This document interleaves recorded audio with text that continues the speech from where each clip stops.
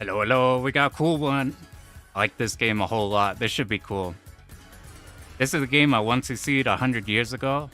I went back to relearn this one. I got a bunch of games that I don't have any replays of, or don't have like any evidence of me doing them. Make sure that's all good. Cool, we're up. I got a bunch of games I gotta go back to and record replays of. I used to just clear a game and then put on like a spreadsheet, did like, yeah, you did Air Duel or whatever game. But the thing is if you don't record your games, you eventually forget them. And then it's like you never even cleared them to begin with. I have that happen like 100 times. Like 19XX, I've learned 3 times over. Can't remember how to play that game. I learned the scoring run of Escaluda, and I can't just hop on Escaluda whenever. I have to like go back and relearn it. This is one of those. Luckily, I have played this one a bit.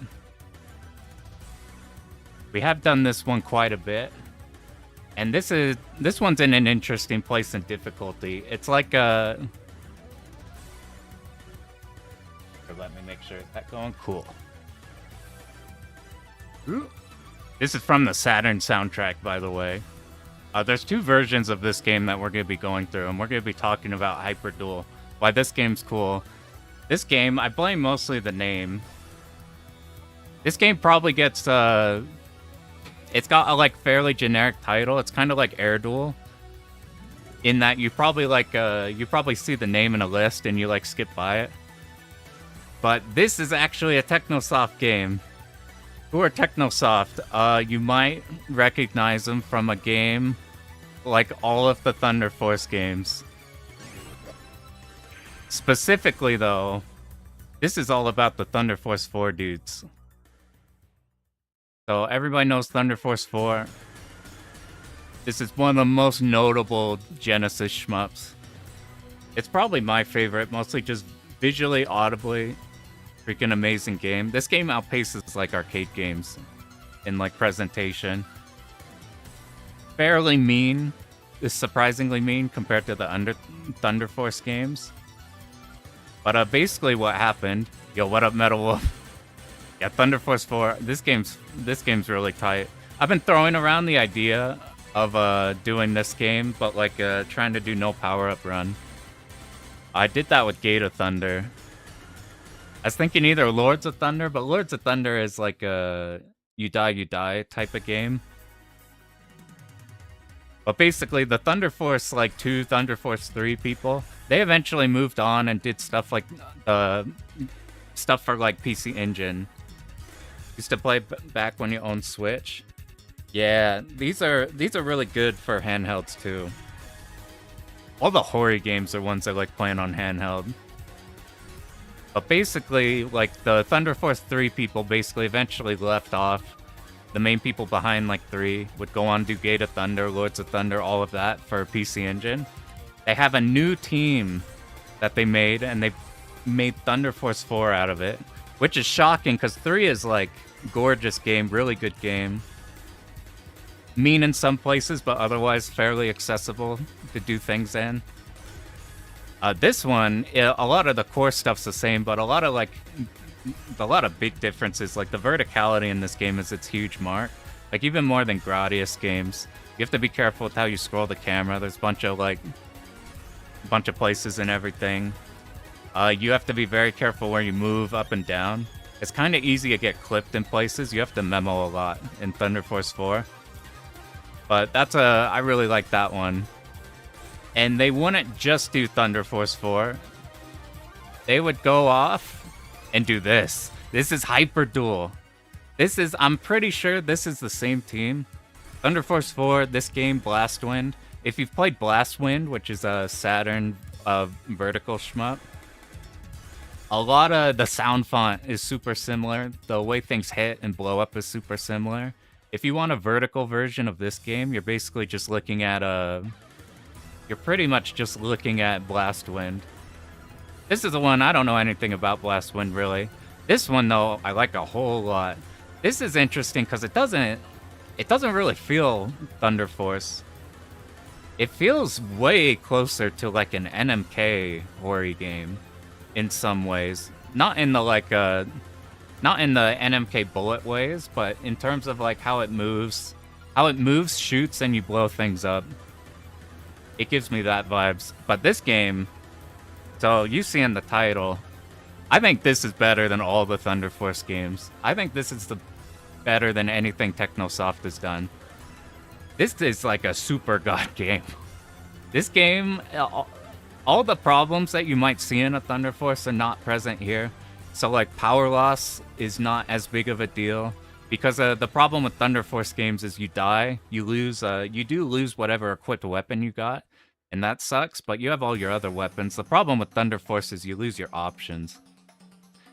This game's way more focused on a different system, so instead of like weapon fire, switch weapon, change your speed that you'd find in a Thunder Force game, what this game has is it's a 2-button game. You have fighter mode, where you're just in fighter and it shoots, and if you're ever holding mech mode, you turn into the mech, and you're in mech form now.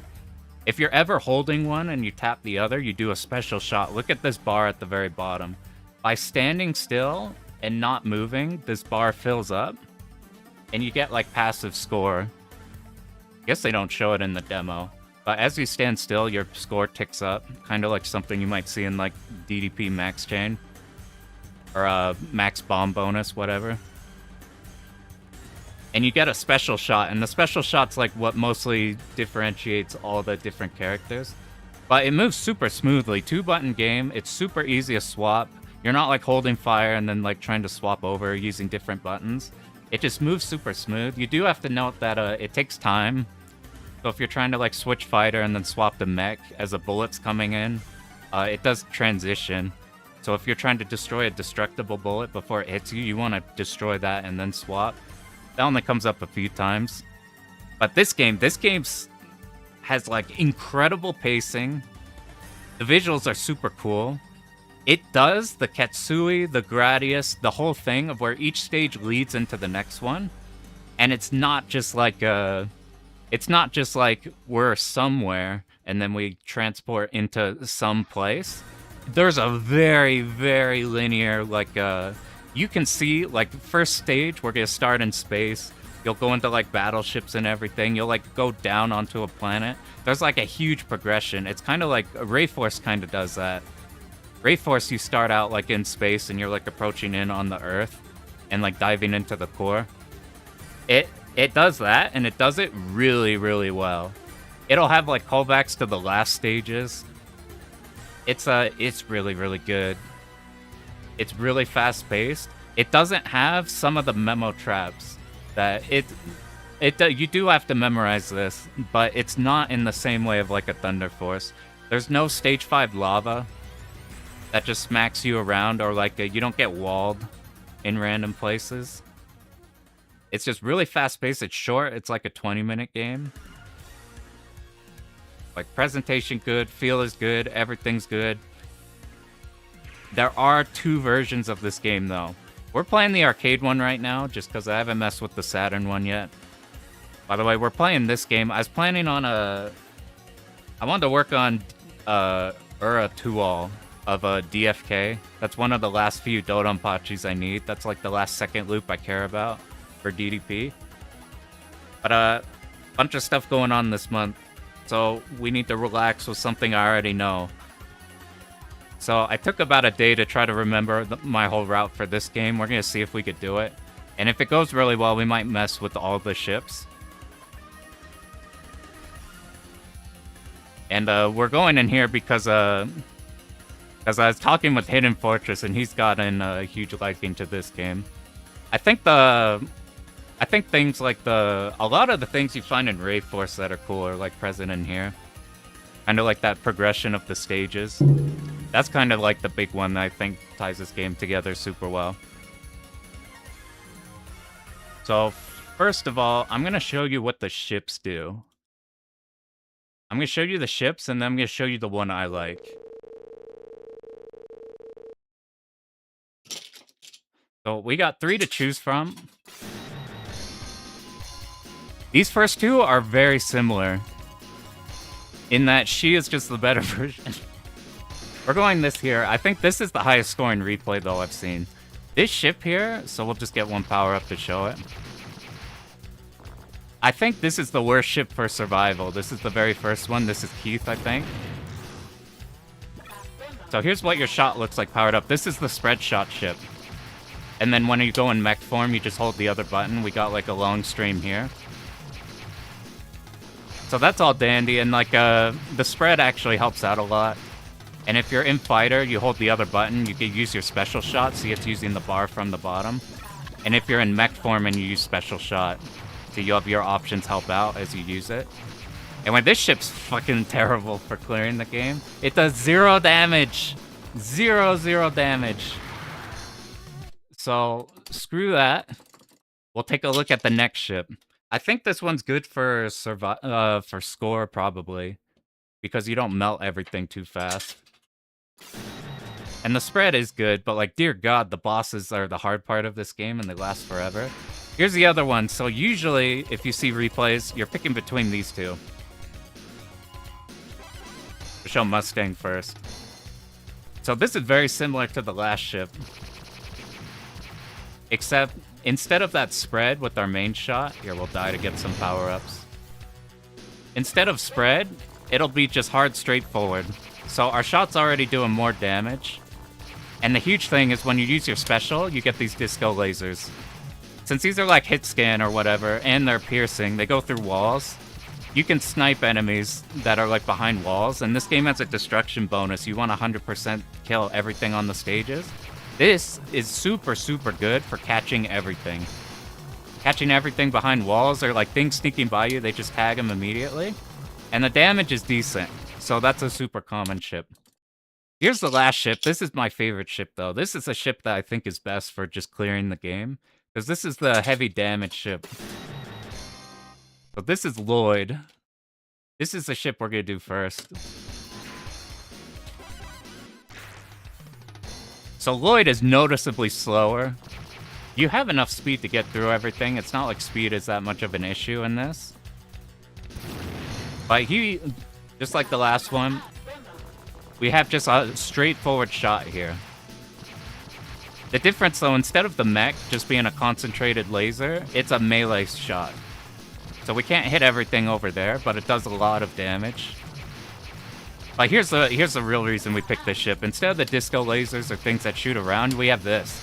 So these shoot slowly and then blow up, and if they contact with anything, they explode. And they do spin around, so if you're trying to hit one target, they'll like miss a bunch and then come back around. But what you do is you just tap, tap, tap. You just keep doing this, and you keep getting forward shots if you just want to shoot something ahead of you. These do so much damage. They cause so much slowdown to make some parts easier. And like, damage is the huge name of this ship. Damage is a super huge deal.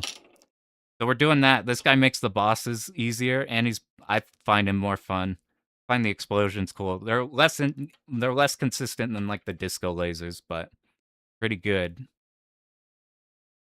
So what do we want to be focused on this? We're not like super going for score, but I'm going to try my best to get like as much as I can. Basically, it turns into 100% destruction rate. You want to kill all the enemies. Easier on the first two ships, but it's not bad even on the third one, since he's got like slower shots. The other one, if you stay still, you accumulate points along with building up your bomb bar. Your bomb bar also builds up by a bunch of big enemies will just drop you like a half bomb energy. You get a lot of bomb energy, so you use it like everywhere in this game.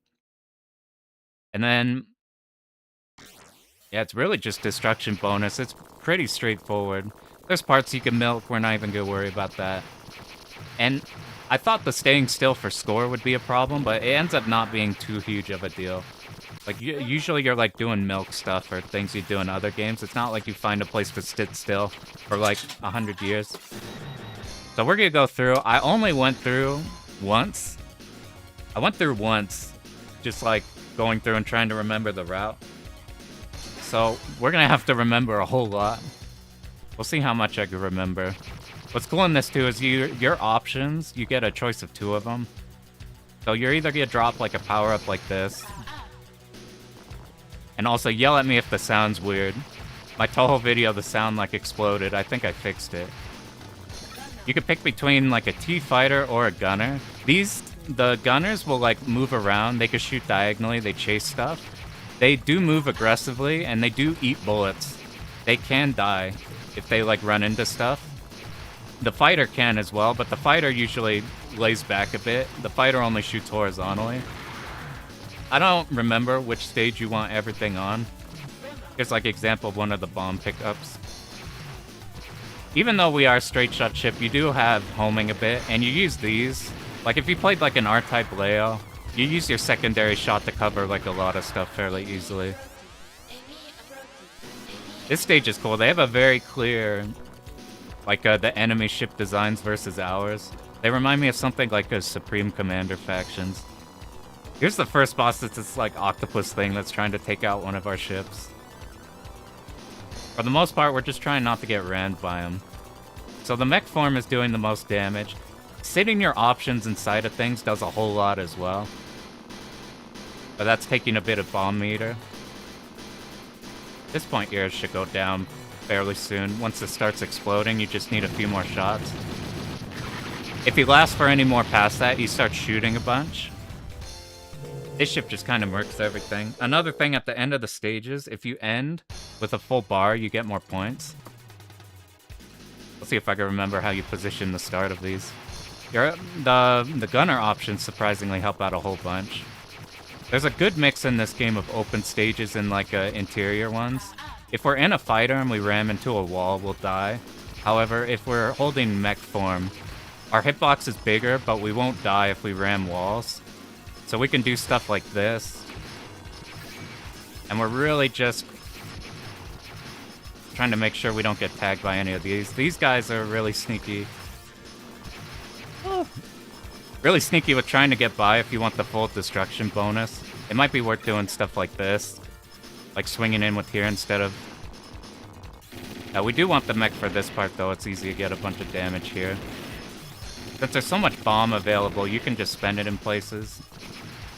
You build it up fairly quickly. Like, I'm going to use it here just to ensure we kill all of those. And because of the slowdown, it makes things like this an easier dodge. We're going to make sure we kill those top ones. This is shockingly like one of the harder stages in the game. Right off. I find it easy to get either tagged by these turrets up ahead or like that. You gotta be careful on this ship because of the melee range. You are a bit slower here. We're gonna try to, anytime we can stay still, we will. So like this, you see we're building up our bar. Here's what we want to do though. This boss is pretty hard. We're gonna do a setup. We're gonna move here because our... Ooh, he's a bit close. And then swap the fighter. The fighter has a smaller hitbox and he's like aligned based off the mech one. So we have enough room up there. These home in on us? Ah, that sniped us. That's alright, we'll just keep going or whatever. You want to be lower than the purple here. And you want to pay attention to the wheels. Luckily, dying's not like a huge deal in this game. You get... I think you have like... how many lives do you get? You have like 5 or 6 total. The final boss is most of this you can do no miss just fine. You don't have any smart bombs or anything that could clear the screen. The issue is the final boss is meaner than like everything else by a huge margin. This ship takes care of this stage so well because the special shot takes care of all these grounded guys really easily. And because of the AoE, he hits them on the ground. Or he hits them through things. Like those domes obscure them pretty easily. But here you can stick your option in them and you're fine. I think we... Forget if we want gunners or fighters for this stage. See, there's a lot of big enemies like this that'll drop us off some resource. I think you want to kill everything really fast. So they don't like accidentally hit your options, so you keep your options alive. They have BFB indicators, which is nice.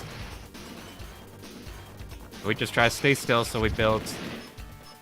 We keep building bar. I think we want fighters, actually. I think the gunners just get themselves killed. In all these mech games, what they do is they have a... They all try to rip off, like, Gundam shit. Like, here we got a Zaku.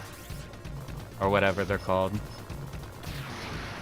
We sit here, we have enough damage to blow out whatever it can shoot. And once we're in second phase, we can challenge him directly with our shot here. I'm gonna go up a bit. He's kind of close. I've never seen him go that close. I've never seen him shoot backwards either. That's funky. Wow, I've never... I wonder how we did that. I wonder how we did this. This is the first time I've ever got him back turned. Yeah, I love the mech designs. They're really good. I'm a big fan of the bosses. I'm a big fan of the playership. Got a lot of motion too. Like, look at this on him. Alright, now we're back up. You see, we keep going places. We want to move down. We want to focus now on killing the Zakos, because they can sneak by and kill your destruction bonus. It's fine to, like, use your entire special shot, because this just opens up. There's so many places where they just refill your bombs. At the end of the stages before the bosses, who do we want? We'll just take Gunner. If you want to kill these guys on the bottom, they can sneak under. They'll, like, move out of the screen immediately on the slope. They can sneak a shot through, so we're just watching for that. Like, we don't kill them exactly, like, meaty as they come in. We'll just take another Gunner. I usually don't have this many alive at this point. I'm a huge fan of any... I'm not, like... I don't really care too much about space versus not space, but space colonies are probably my favorite setting in shmups. Did we get all of them? I'm not sure. I kind of messed up the movement. You want to do like this and moving back. So you bait the ones on the bottom. By the time you move down, nothing else is like shooting at you. Do it like this. And now we need to be careful here. We're going to move straight down. We basically melee them with our options, and then we get out of that situation. Like, check out the... There goes our space colony. Have like a little metal black scene there. And now we got our rival ship. This is the Black Angel. He has all the stuff that we have. I haven't messed with this strategy. I saw it like right before stream. I saw a dude just doing this. Just blowing the whole special shell even though we're not hitting him with the melee. Just so we hit his backpack. So all of these shots are destructible. From like his little... all of his buddies he's getting. He's got his own fighters, his own like mechs he's doing. I want to kill that mech, and we need to be careful of that backpack. See the like orb on the back? That shit explodes like this, so you have to be careful of that. Now though we got him alone, so we're free to... we can just outbeat him with the melee, with the mech form. This is every good game's got the rival, got the rival ship. He died off screen, which means we're probably gonna see him again. That's cool. He's got all the same like features you got, except the way higher scale. This is a scoring stage. Stage is also sick as fuck. I'm not very good at doing the setup though. We have to trigger these in a way that we get as many of these to drop as possible before letting them go off. I keep not killing the top here. That'll do for now. This is not the optimal way to do it, but it's something like this. Wait for one more. Ah, we didn't get that top one. You can die here. It's not like a special stage or anything. You just have to make sure not to ram. I'm huge on the colors. Look at the colors here. And you see that ship before? That was the ship that we were just in that we kind of took out. So, like, the progression in this is crazy. Ah, we didn't kill that one. That's super bites. I use special shot because I fell behind. I think best I've gotten at this point is, like, instead of, like, 15-7, got something like, got in, like, 30, if you do it right. You have to blow the top of them and let it go as long as possible before you kill it.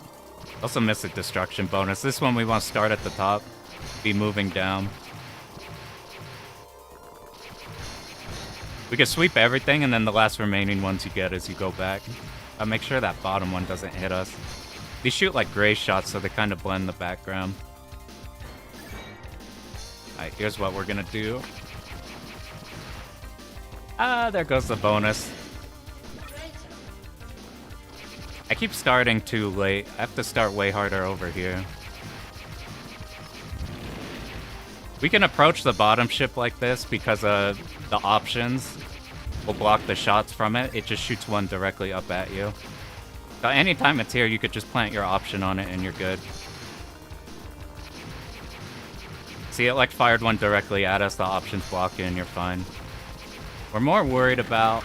I forgot to shoot the option. I wasn't holding options there. This, if we hit them, our mech is so strong that they can't shoot anything. We did just die, so we're down on power. But they're still not an issue. I'm not sure how this goes with low power. We want to melt all of these pieces. We already missed a destruction bonus, but we might as well go through here. If you melt those fast, you could kill this top turret before it could do anything later. We're going to be seeing this in a little bit. We want to take out these. They're way less dangerous if they're over there and not by us. The other threat are these. We need to pop our options whenever they're close by. If we just hang out on the back wall, then they're... Oh, I wasn't looking. You want to pop your options whenever they're on the back line. Now we gotta worry about you guys. I'm not sure if the explosions are aimed or not.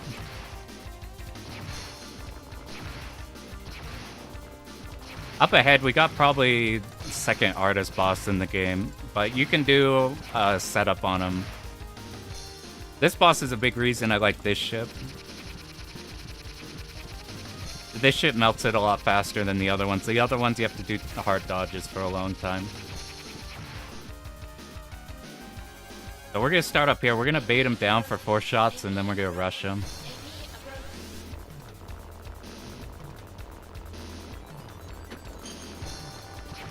So it's important we kill that one ad that came up the top of him. I forgot. There's not a graph on that. Alright, now we're gonna get at the bottom. Okay, I just gotta pay more. We'll probably do one more run on this ship after, and I'll pay more attention. There's not a telegraph on when he stops. It's just based off timing. I was waiting for him to stop, so I got tagged. This one's really fun, but I'm not sure how it's going to go with lower power. We get a lot of use out of the mech. There goes the destruction bonus. You want to be back a bit like this, otherwise one sneaks by. And preferably with like more power. But you can mech for most of this until you reach certain points. And if anything lives, we're just going to tap our special shot. Get rid of any of the bigger enemies. Like those samurai ones will jump down on you. What you want to do with them as a more dangerous pattern from these than I've normally see. Some of the dudes jump off like platforms.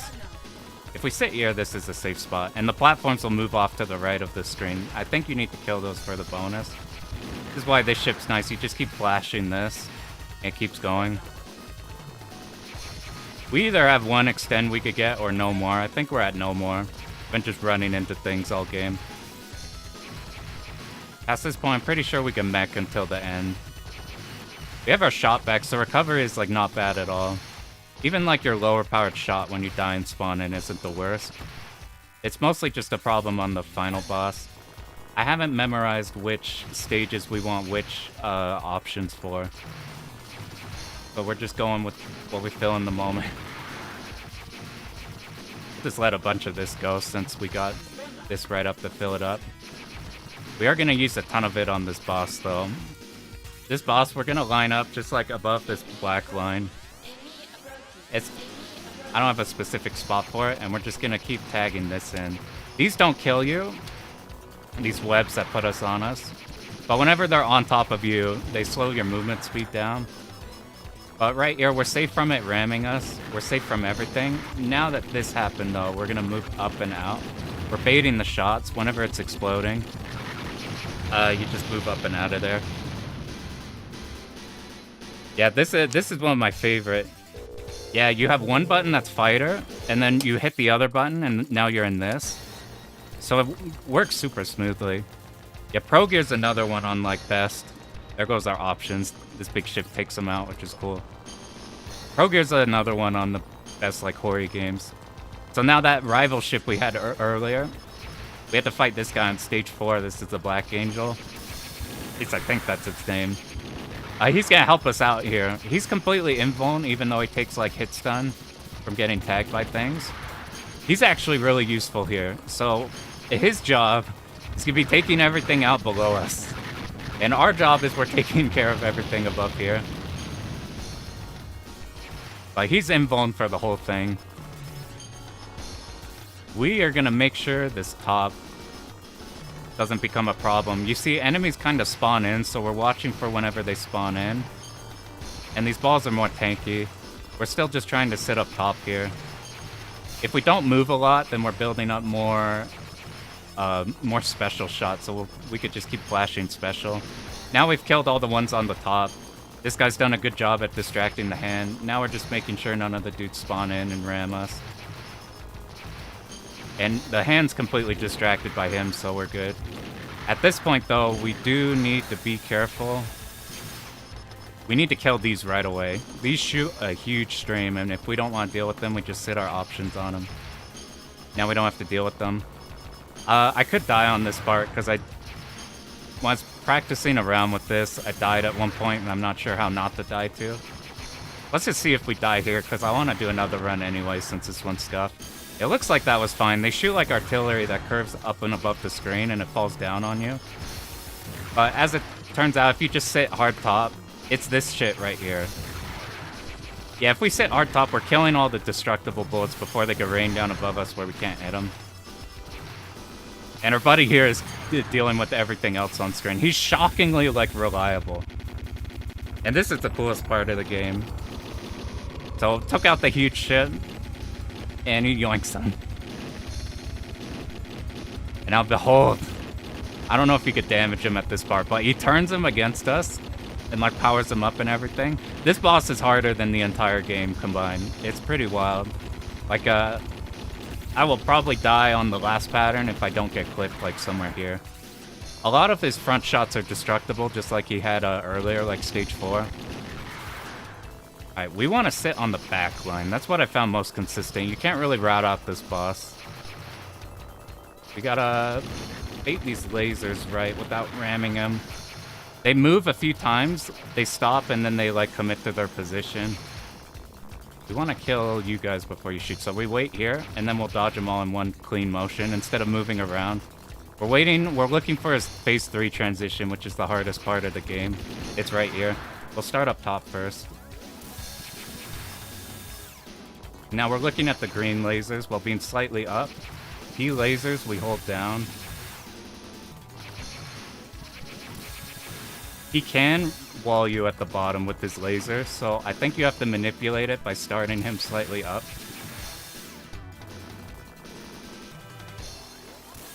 Oh, that's so close. Gotta make sure we kill the ones at the bottom. Dangerous. There it is. So, I don't know how to deal with that.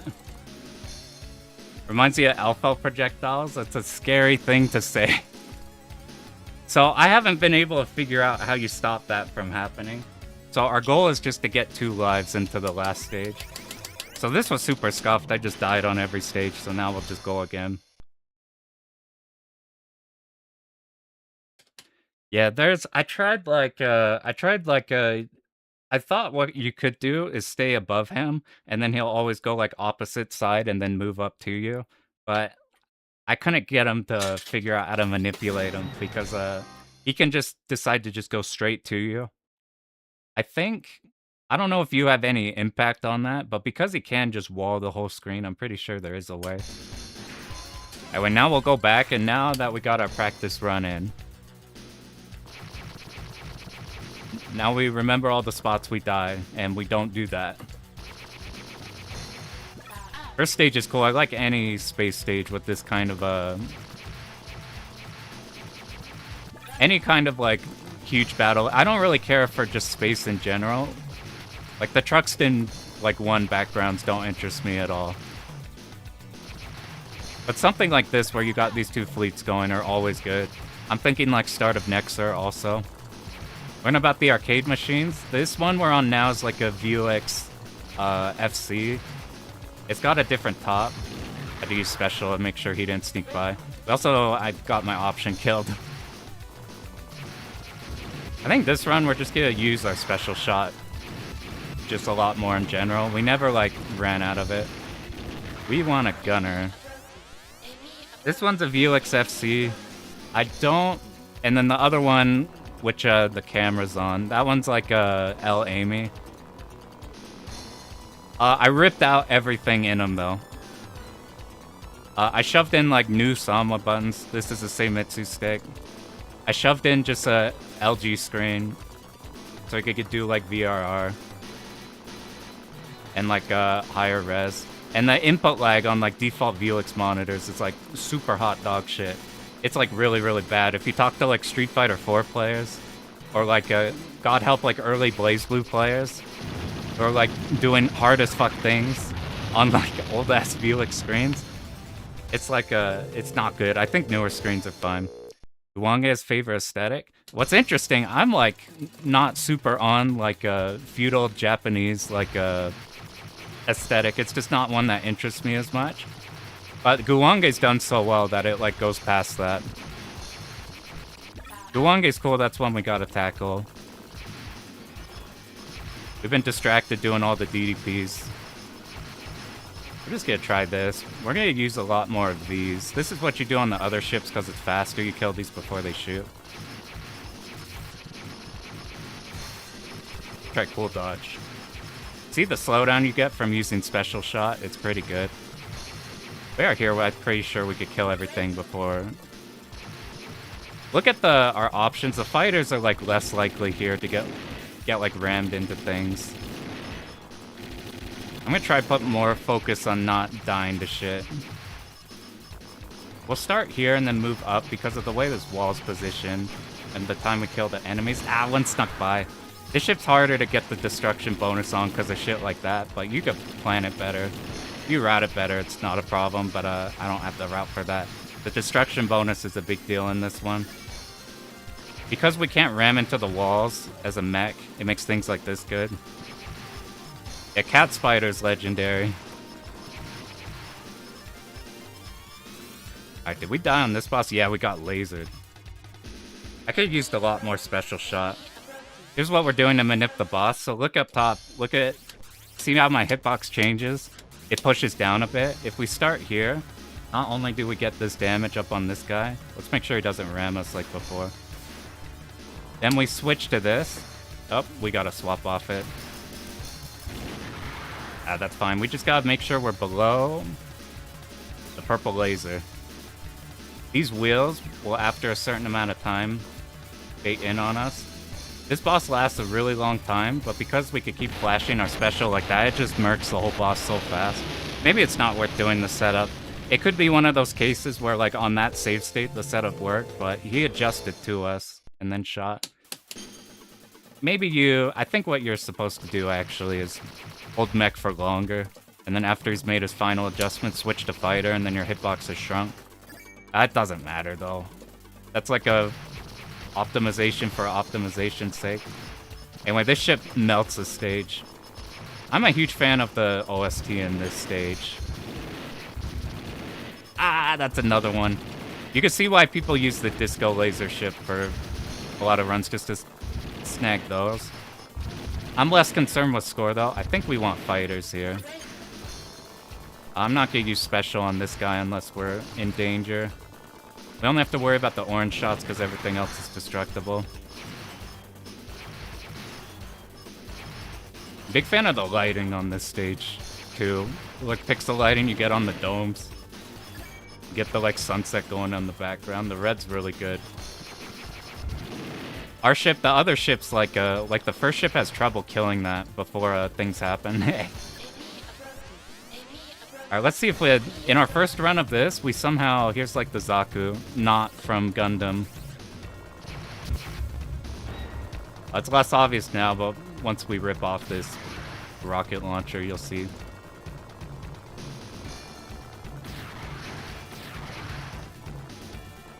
See the slowdown you can get on like on this ship is crazy. Somehow in the last run, we got him back turn. Oh, we could have died. I should just held down.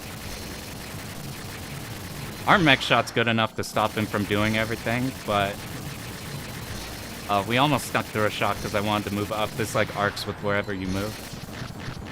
Let's kill him with special. Wherever you end the stage out with your bar, that's how much special meter you get. Look down at here. Look at these values. So you see perfect bonus is if you kill everything. Special bonus is up to 50k if you hold full bar. You familiar with Shikondo? I have not. I'll have to look at that.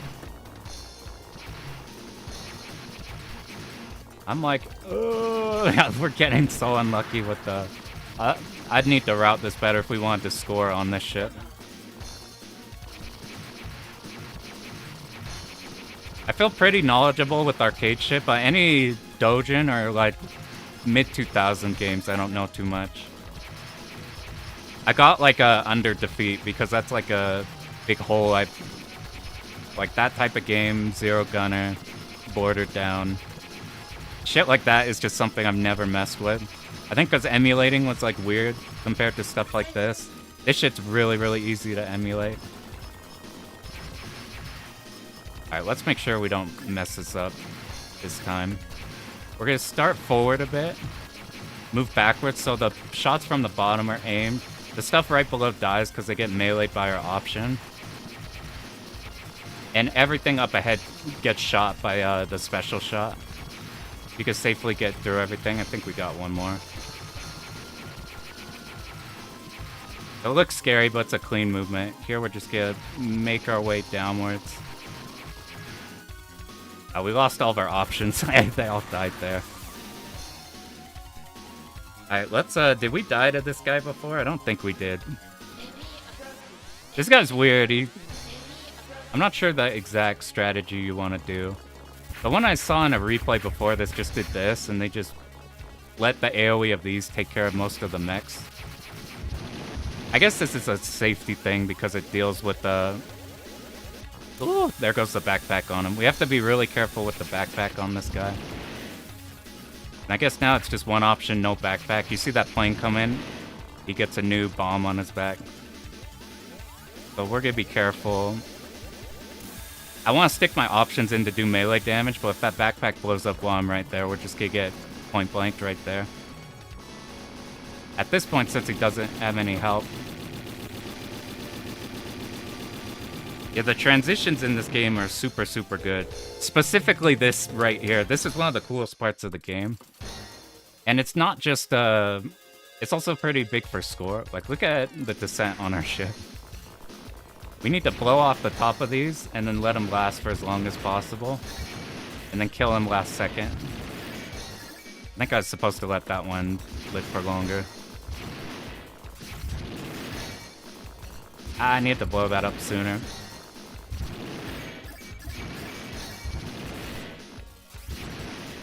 Things get a bit awkward. We'll fix it a little bit.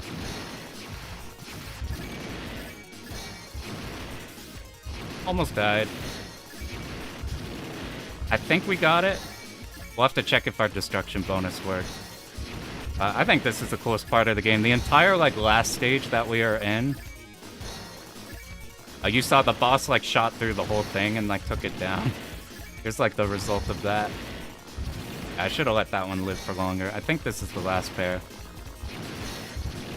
And then once it let you live, and then we kill you. I don't know if we could get this last one. It barely is bleeding from the top. There it goes.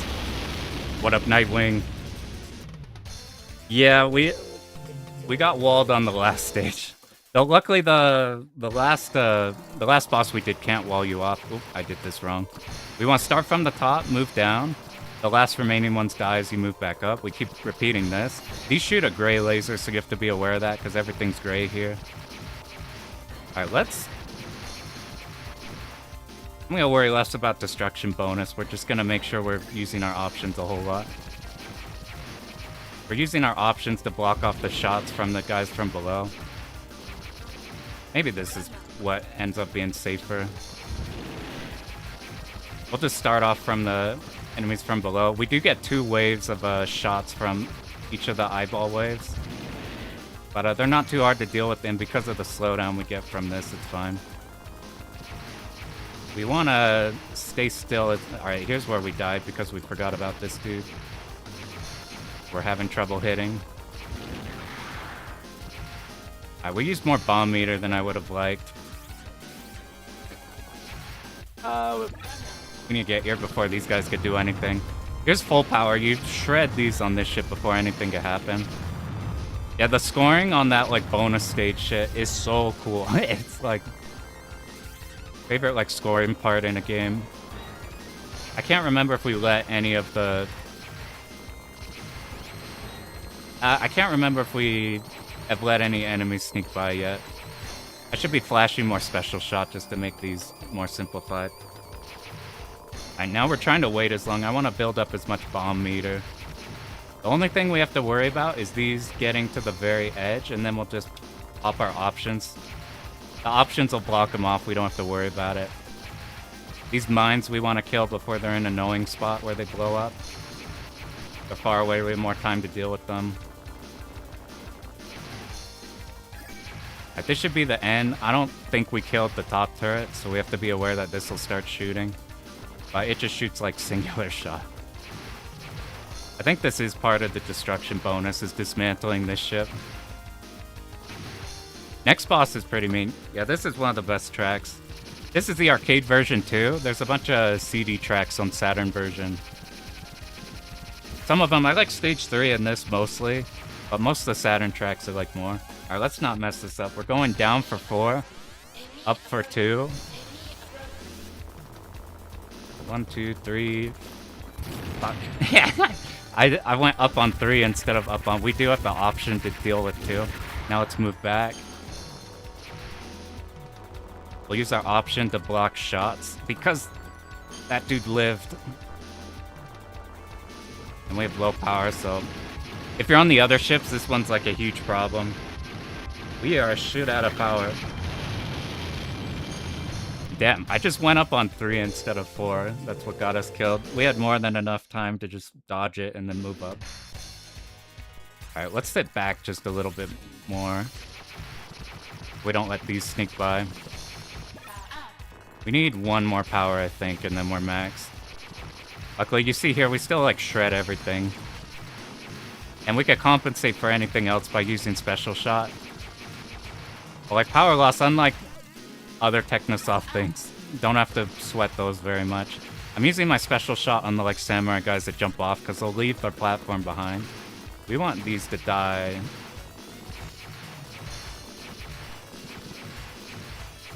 I'm trying to stay still because we've been using a whole lot of this. This might last for a while because we're both low on special and, wait, are we at full now? This... Whew. The 2 gunners are gonna help a lot.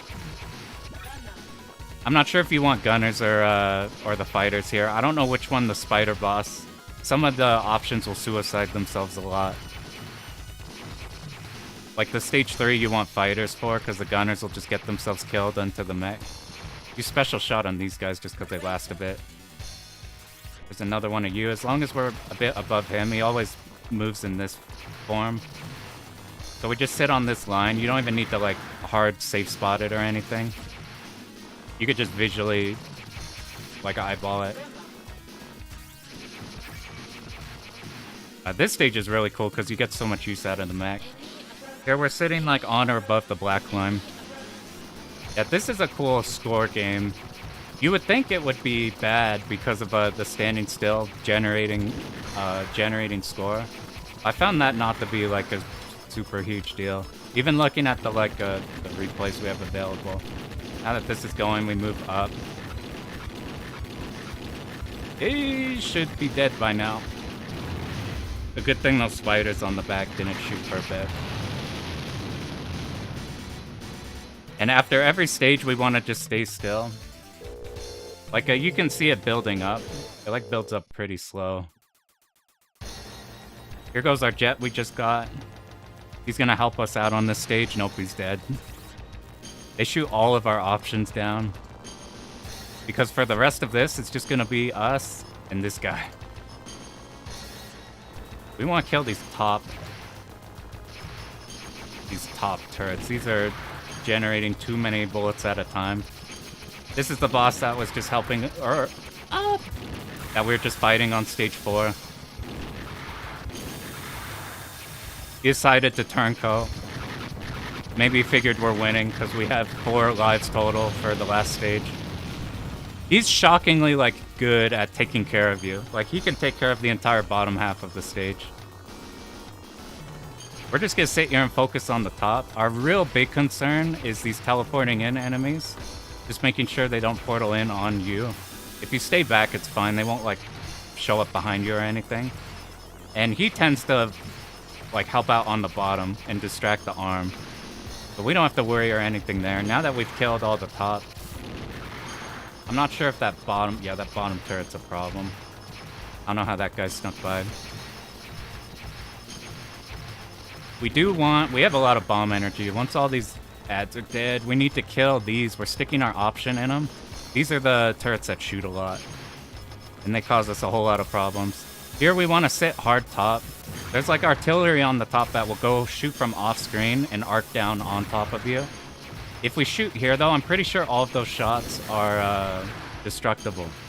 So if we stay up top, then we don't need to worry about them. We're trying to just be above the laser. We don't have to worry about any of the Zako below us.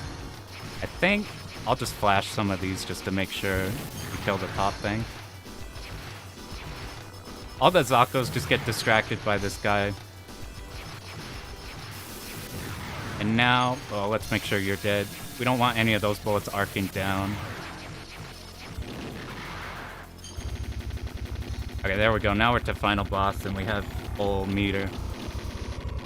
So now he turns us against it. Has max amount of score, but RNG gotcha. Yeah, I don't get the feeling that this is like a solve game or anything. At least not from the replays I could find available. Yeah, Zako are just like popcorn enemies, small enemies, things that just detonate in one shot. I don't know where the term came from, but if you ever see Zako, that's what they're referring to. This boss has 3 phases. That first one was, he vacuums you there, and the missiles we're using our options for to make sure we deal with those. You want to wait for all of the green lasers to go out, and then we start a movement. If we start moving around everywhere, it's way harder to dodge everything. I need to mech to kill these.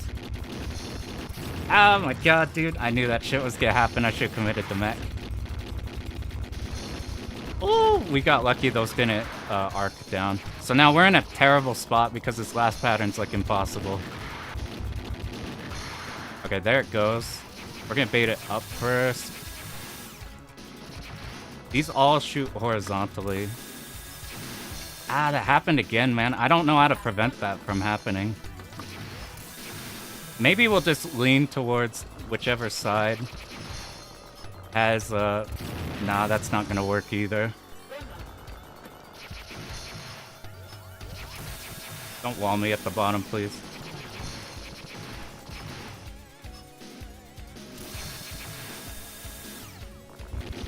Yeah, there we go. So, the big issue I have, so like the green lasers are really not bad to deal with because they're always, once they settle, they move horizontally. And if you're at the bottom, then the missiles can't hit you at all. The issue I haven't been able to solve is I have no idea how to stop you from getting walled by the laser. Maybe it's like a fixed, like it'll move down and then up, and then the next time it'll move up and down, and maybe it has like a pattern like that. I've tried like being on, maybe if it's like on a shorter side, maybe it'll always go up. Well, those are Zako. With the O is like the popcorn enemies, and then Zaku is like the Gundam shitter mechs, I think. I'm not sure. You could check out the names. They put whatever names they want in here, like we got Nim Kumpoop. There's a bunch of funny ones in there. So that's the real, like, The real wall of this game is just that final pattern. I keep looking at replays, and a lot of the high-scoring ones just fucking die there too. I don't know how you prevent from dying there. I think maybe best bet is you just lean towards whichever, once he starts out, maybe you just lean towards whatever half has more room, and then maybe it's physically impossible for the AI to like go all the way up. But if you just stay at the bottom the whole time, you might have issues. But I've seen other replays where they'll basically just be at the bottom left and then up a tiny bit. And then whenever he starts, they move down and they've been fine. And then I've seen other replays where they do that and they get walled. So I have no idea what influences it. But the rare give you a bunch of space for that. Almost the 2 mil. I'm gonna show the other ships off. I'm gonna, instead of using the first one, we talked a little bit at the start about each of these ships. This one was notably good for the damage. Kinda harder to get the destruction bonus because the special shots are slower. They were those exploding mines. This has disco lasers. This has no damage. We're gonna try this out. I haven't actually labbed this at all. Yeah, this is a really fast one. This is like a 20-minute one. It's shorter than even like the Thunder Force ones. Like 4 is pretty long, but like 3 is fairly short, and this one's still... It's like the pacing of this game is like really, really good. Like always something interesting happened, bunch of set pieces. Use 4-gel. Is that the first one? I don't know how I feel the first one. I've seen like the highest replay I could find. Or is 4-gel this one? They each have like a name and they have like the character in them. Yeah, this is some of the... I think this game is the best pacing of a horizontal game I can think of. Anyway, here's a special shot on this. We have more speed. We have these disco lasers. They are way less good at the blue one. I saw the highest replay available is using the blue one. But I looked at it and it just can't kill the bosses. This one, the special shot here, you get a laser too. So for clearing, I'm just most comfy on Lloyd. Just because you, like, on demand can melt big enemies and melt the bosses. Most runs I feel like are using this ship because of how effective these are at tagging Zako. This one too, this isn't a melee like the other ship. Instead it's just a proper concentrated shot, so we could use this at further distance. That perfect bonus there, that's for killing all the enemies. The special bonus is how much of your bar you have left. So you don't want to blow the whole thing, not just because you want to use on the next stage, but you get extra score for that. I haven't actually done a full run on this ship. Well, see, it excels on like stages like this because you could just sit up with these lasers and melt everything through walls they're piercing. I think the first ship is better at doing this even, just because it shoots way more bullets rotating way faster. This you can have like some gaps. So like while it will hit everything, it won't hit them all like immediately. Like I see some replays on the other ship where they just move straight up. Move straight forward, everything that like pops on screen insta dies. We'll be using this instead of the mech so we can tag all the eyes. I guess the slowdown just in general when you use your options is a thing. Okay, look how late we killed you. I'm blowing this just because we're about to get that.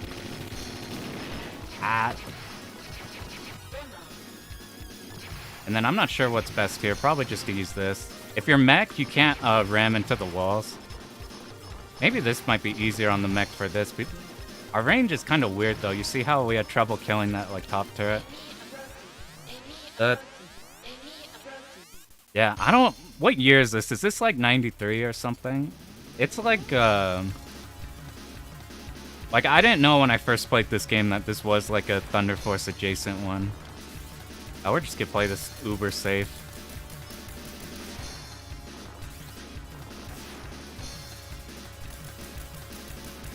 We need to kill that gun. That gun's a real problem. Oh, you see that one shot it did? That was so mean. Let's get up. Ah, I thought I was forward enough. I wasn't.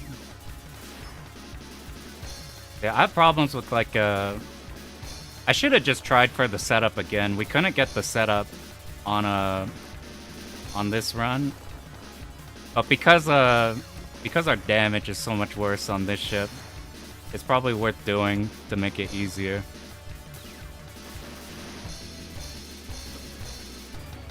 I think another thing, since you're getting the passive score, or you're getting more things to melt, how do you deal with... On the other ship, I just stay... If you just hug the back, the wheel will just be right above you. You hold forward, it dodges it, and then by the time the next one happens, it's dead. But because I don't have the damage, I wasn't too sure what to do on this ship. So we have to solve like damage issues on the bosses for... Like, did that sneak through? I think we got it because it didn't come out the side. This is why, like, I just play Lloyd, because you have to be super conscious on how you kill everything on this one. I've blown like all of our meter, and by this point, usually I have so much, even while we are using it. I'm interested if we try Keith after. We'll probably do one Keith one, and then I want another run back on the final boss with Lloyd. We had to be a bit more back. Ooh, I don't know how... Maybe we use this. Maybe we use mech to kill the run-up shot up here.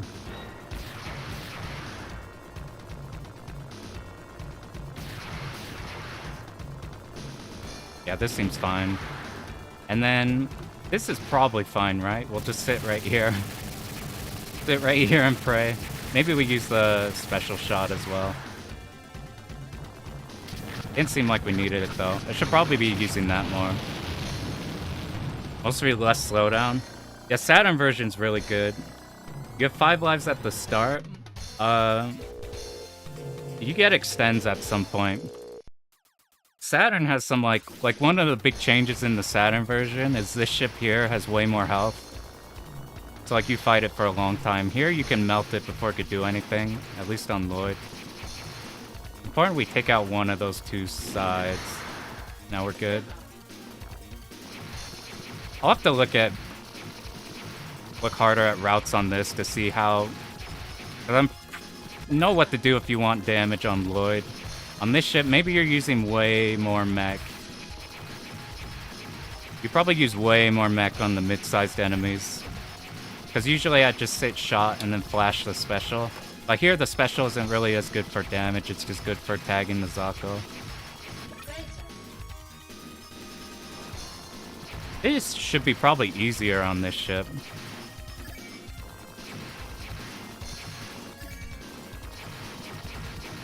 Yeah, also, I'm not sure if there's regional differences in the arcade versions. I just grabbed whatever Hyper Duel was. I ran into a regional ship before when, like, I was learning Contra Hardcore. And Konami, like, fucks with the international releases a lot. Like, in that game... Oh, that one's way easier with you. Like, in that game, you usually have a 3-hit health bar in the JP version. And in international version, it's 1-hit kill. This game, I don't know if, like, the lives are just like that, or if there's something else. What do we want to do? Maybe we just do this and try to kill the mechs. The mechs aren't, like, an issue too much, because they're destructible shots, but if they're at 2 angles and the boss picks to do the laser, then run into problems. I wonder if this is fine for damage. You get meleeing with your options, so you can just get damage here.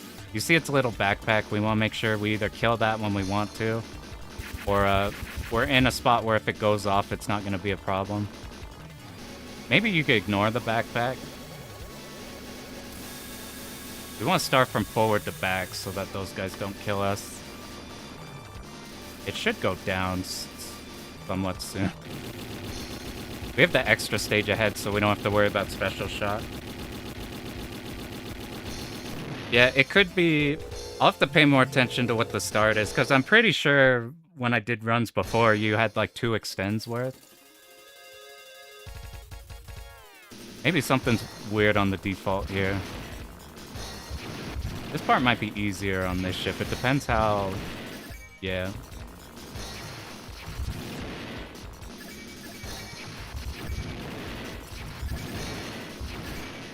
Like, you live for longer. Ah, we didn't kill the box. You want to open the boxes as fast as possible, so they start letting these come out.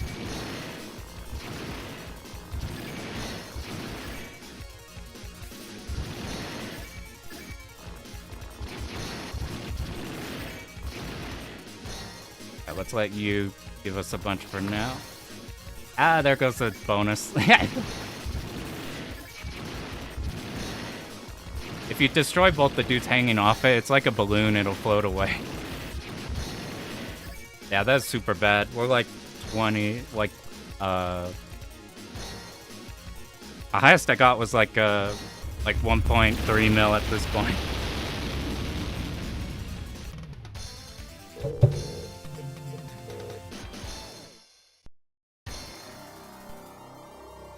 I want to do a Lloyd run again and then try the like actual strat for that part. I used too much of the special shot, which kept bleeding through and killing the like top one too fast. There's like one that spawns here, like that spawned earlier that we have to watch out for. I keep forgetting about that bit. That deletes the bottom guys fast, that's good. Who do we want? We'll just take Gunner, why not? The ship is noticeably, like, can get you out of bad spots with the speed. Like, you could definitely react way better on this one. Yeah, our gunners probably could die to this guy. Maybe you're supposed to, like, use the mech more on parts like this. Yeah, that went down fairly quickly. I think there's one more, yeah. I think we want 2 gunners here. I think these go down without... Even without the melee damage on Lloyd. You see Self going for score? There's like very few games that go for score on just because there's so many games I want to do. That going for score like super massively increases the amount of time you spend. Woo! I should have died. I didn't even know those could shoot horizontally. They're usually dead.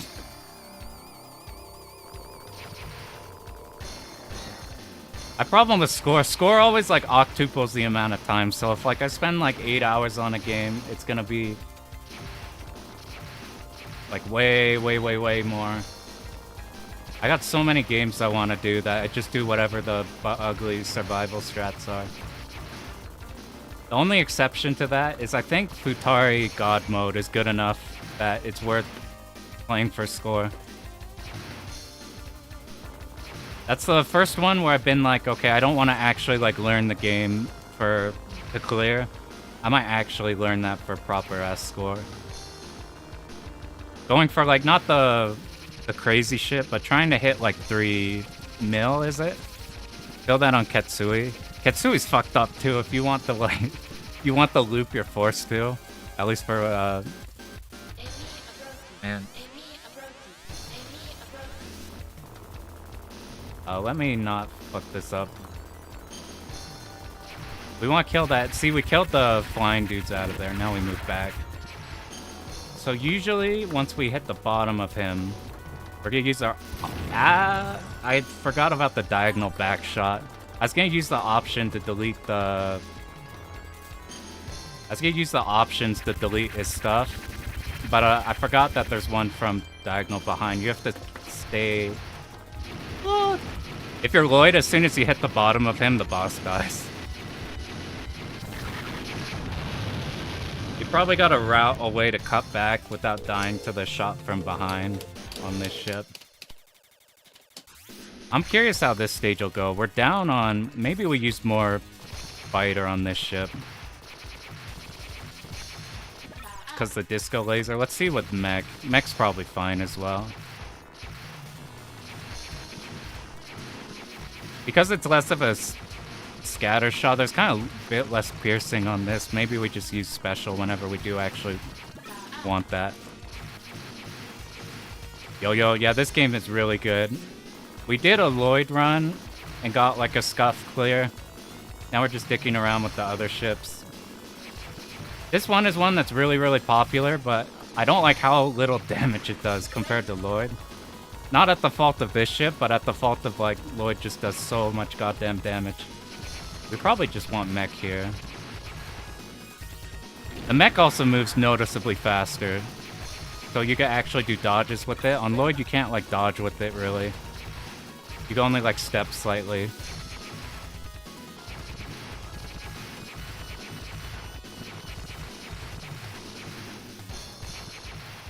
Yeah, this seems fine here, and we can sit in the back. Any big enemies that come up, we just use the special on. It's nice having the special shot be like a hard laser. This isn't shooting. Why are you not shooting? There we go. I'm second guessing myself on the safe spot for it.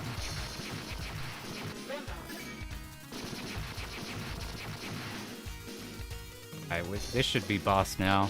Bit scared of this one on this ship. I'm not sure how best to use our special shot. Maybe we sit up here like this. Because usually by now we're next phase. Maybe we just sit up top. We won't get rammed and we could destroy their bullets. Alright, where are the spiders coming in? There it is. So now we'll probably swap off and then start moving up. No, we should probably move back because our damage is worse. We're not going to kill it with, like, special shot alone. Now it should go down. Please die, I beg. Jesus, it's not dead still. I need to stand still so we build up gauge. No, we just shoot diagonally down. That's the move. Oh my god, dude. This... I'm so curious. I need to look at... Yo, what a pearl. Oh, man. We did a Lloyd run, and I have the whole thing routed for Lloyd, and now I'm getting my ass blown out trying the weaker ships. I don't got strats for when these bosses live. I'm curious how the end boss goes here. I think here's what we'll do. We'll play like one Keith just because I've never done Keith before. How are we gonna kill you guys? Maybe this is what happens if you let those top turrets live. Probably, I bet using this ship is just better usage of the mech at a distance to kill things that need to die faster but quickly. On the other ship, you just tap special like this, and you're taking out pretty much the big targets. But you probably just use this like a DDP laser. It's how far you got at an in-person tourney. In-person Hyper Duel tourney sounds sick as fuck. Did you have to do it blind? Because I can imagine like a lot of parts in this stage to just mess you up on a blind run.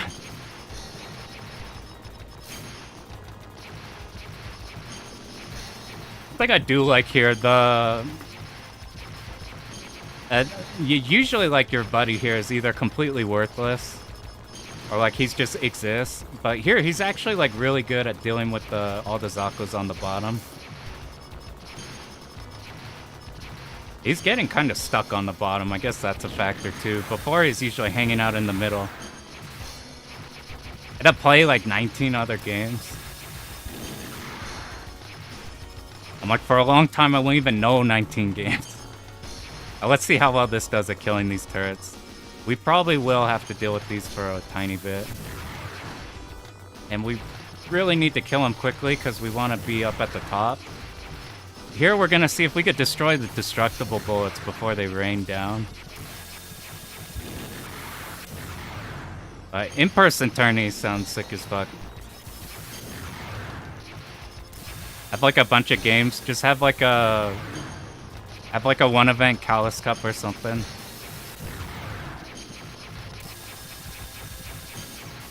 What would be the... It'd be like those... If you look at the like fighting game tournaments that have like randomizer brackets, I wonder what's the most fucked up shmup you could throw at people in a random tournament.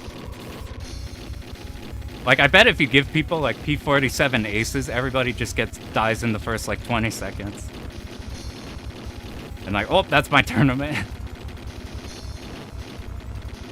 It'd be retired, but the events are still fun. Maybe you're retired on videos, but we got your soul forever.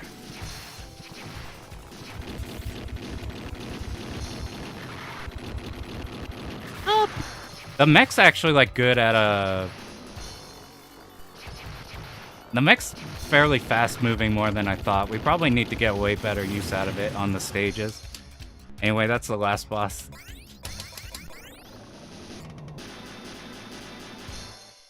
Yeah, one-off events are cool. I'm like semi-retired from fighting games. We'll just show up to like some stuff every now and then. I'm deving for retro achievements. And you're a legend for doing the work in the background like that. That's like thankless work that makes shit cool. I need to mess with the retro achievements. I see like Lord BBH doing those a lot. Especially because we're just doing stuff in RetroArch on here. I don't know how long we're going to try a Keith run. I really want to do a Lloyd one again. Because I want to see if we could...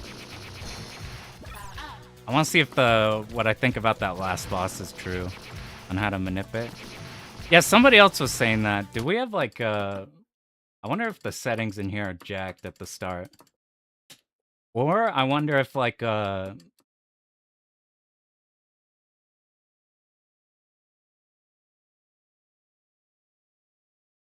This defaulted to oh, you can't see. Yeah, this is my PCB settings. RetroArch inaccurate dip switches. Yeah. The lives are at 5 on here, and the difficulty is very hard. I'm pretty sure I haven't fucked with this. Is there a... What's the default on this? Here, one sec.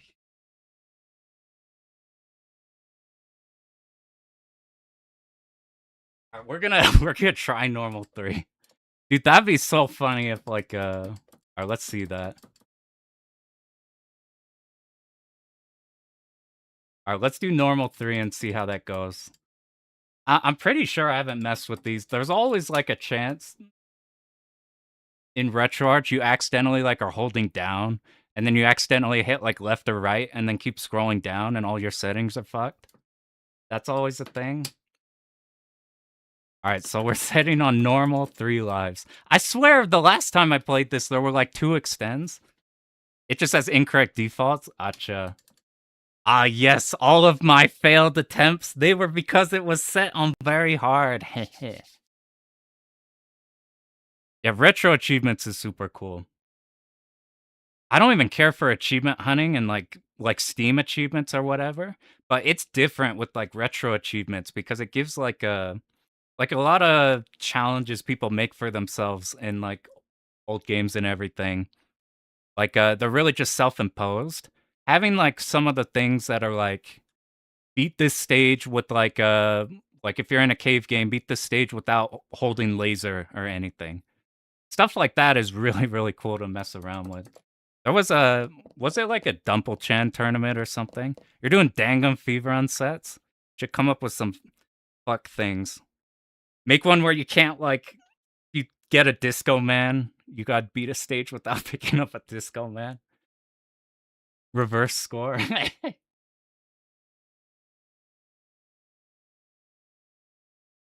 Dangum Fever on one I gotta mess with. You gotta do a lot with the Disco Man in that. Do like TLB, but where you actually fight it. I thought about going for TLB in that game, but everybody says how horrifying that game is. So like trying to no miss that one sounds spooky. Have one where it's called The Way It's Meant to Be Played. A-Lock 2, only hold... Dude, I didn't even know you could pick speed 1 or 2. I didn't even know those were selectable options. All I ever see is 3 and 4. Is lock the focus? Everybody does B-roll and like B-roll and the missiles. All default choices? That's a good idea for one. There's a bunch of games with like fuck defaults, aren't there? Like this game puts you on fucking Keith, and I don't have a high opinion of Keith. Or like Guwange puts you on I don't know actual Guwange, but I never see anybody play the first character. Actually the biggest, like Maho Daisakusen puts you on Gain. Yeah, Lloyd is super goated. I feel like Lloyd thrashes this game because of this special shot. It like makes it so much easier. He does have like the problems with like letting the Zakos get by, but that's like if you're serious about it, you can like route around that shit. I'm like, just having the bosses not last 800 years is good enough for me. So, yeah, no wonder the fucking dip switches are off. People were saying earlier that like, well, there's no extends, you just get all of them. I like remember getting 2 extends, I just was never paying attention. Others at the tourney were struggling with stuff. Yeah, you just hold special. They're like, how do we get around like the slightly bigger Zakos that are like a little bit tankier? And you just flash special for like a split second. They all just insta-detonate. I even like this mech form here. Like even trivializes a lot. The highest, I just looked at, I was curious on what the highest scoring ship was. And while I didn't look at, just what the highest score is, period, the highest replay I could find was on Keith. And it looked miserable. The bosses just can't die. The bosses just don't die on that ship. So even though we're down 3 lives, we get 2 extends, I'm pretty sure, unless I turned off extends. I had that happen. I did Radiant Silvergun, and I did an entire run on Ikaruga mode on accident. And I'm like, man, I swear I'm hitting these chains. But like, my chains keep resetting. I wonder what's happening. Let's see, can we have a sense for... I don't know if this is just the game itself, but whenever I run this game on RetroArch, this stage is always a bit laggy. I thought it was because I used to play on like a Raspberry Pi, which is like in that lane where like stuff is like has performance issues sometimes. But I get it here. So I'll have to like fuck with it in MAME or something on like a real platform or whatever. Alright, here's where these guys could sneak by. I'm just sticking the option there so maybe it melees it. But all these... Like, this melee just does so much damage, you don't even need special. I'm even killing these, like, turbo late. I don't know if this guy causes more slowdown than the other ships. It slowdowns on PCP? Okay, cool. I'm like, oh, thank God. I usually don't care for, like, real hardware versus emulation. But whenever I see a moment like that, where it's like, it's really, really, like, janky in one point in time, I'm never sure if it's like, do I have, like, is some setting I have fucking with it? Or, it probably does. Let's see if I could do this. Oh, I didn't get it.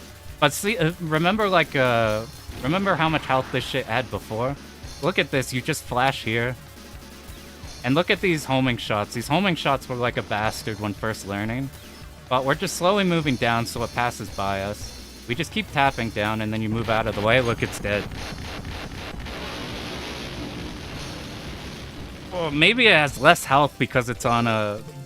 I swear it died way faster on this one. Yeah, I haven't seen it not slow down there whenever I've tried playing this.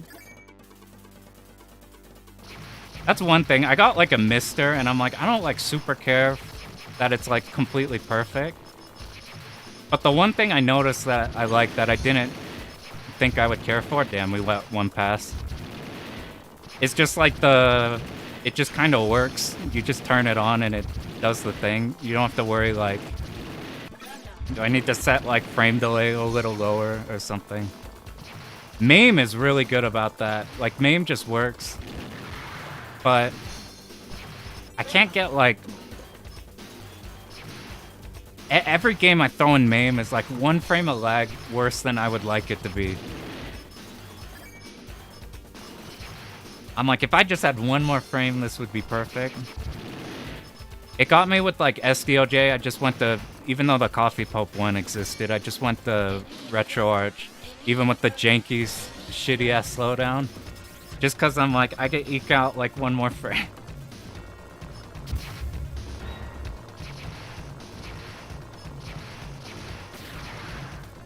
Yeah, I use the low latency mode.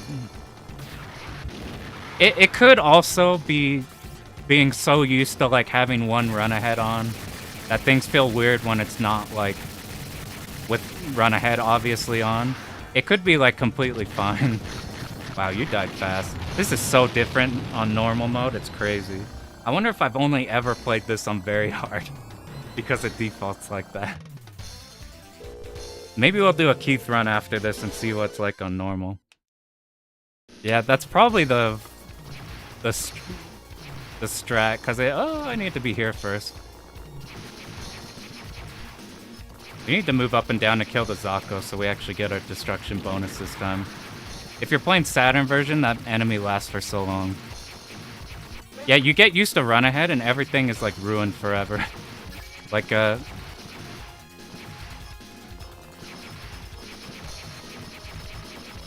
I had something similar, so like I had something similar with SDOJ. I went to a meetup and dude there had a Exa version of SDOJ. And it ruined every version of the game for me because it runs like perfect. It's like so, there's no delay. You don't even think about it. It's like glorious, and I'm like, now I can't play it anywhere else. I did try it though with the new MAME thing, the new MAME fork. Or I don't know what it's called, whatever new shmup MAME thing. Oh my god, that one almost snuck by. And it ran like, I would run it on that now instead of cheesing with like the shitty ass slowdown in RetroArch. We're gonna melee our way out. Oh, we missed another one. We missed one before, so that's fine. Yeah, the SH3 shmup MAME. I've thought about I don't want to go back and grind like Hibachi again, but I've thought about doing a... Oh hey, see, there's just 3 mechs instead of the 4. I've been interested in like I've had the goal of like I want to get through all the DDPs. At least like 1 version of each DDP. And I'm at a point where once I get like 2 all of DFK, like 1.5, I technically could say that I've done all of them. But it would be missing I held I thought I was in fighter, so I tried to dip down. I was still in mech. But I'm still missing Zatsuza, or whatever, however the fuck you say his name in Black Label. And Expert in SDOJ. How is SDOJ? It's very, very much like DOJ. Fat ass hitbox. Stages are cool. Stage 4 extend is turbo fucked.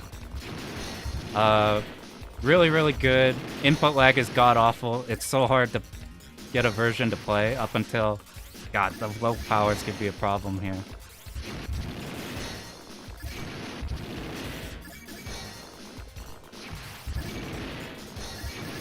Oh, that's so bad. We gotta recover as much as we can. I think we got the ship. I heard the big explosion. It's like a butchering of the... We want to blow this up in the back. Like, you destroy the first one. We leave that one alive. You're supposed to tick this one and then move up. That's what the movement's supposed to be. I don't know. I don't have this super down. You can hit it a bit off screen. We're also not picking these up right. We're like letting a lot of them go. Ah! SDOJ is one of the harder one-alls you could do for Cave. It depends how much you like DOJ routing. I really like DOJ routing, so I like that one a lot. Yeah, that was the whole ship that got taken out in the last stage. But we have to flash shot a bit. Okay, it's good to know the small bullets are destructible, so we're just looking out for the gray laser. I don't know if that'll shoot from behind. It will. But we don't need to worry about it, though. Just the laser we worry about. I think we're just gonna sit here and then move up. There goes the destruction bonus again. We let one through. Oh, we're good. We should probably pick up gunners on this stage.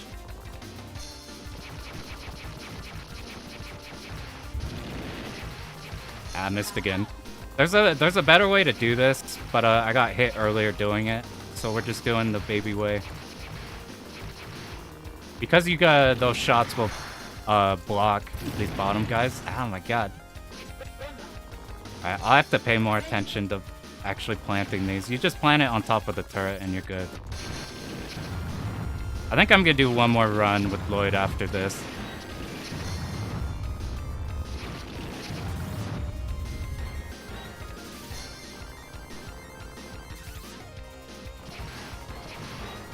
We should be able to kill most of these, and if our power was like maxed, it would be at a point to where we could kill this turret up top before the next section.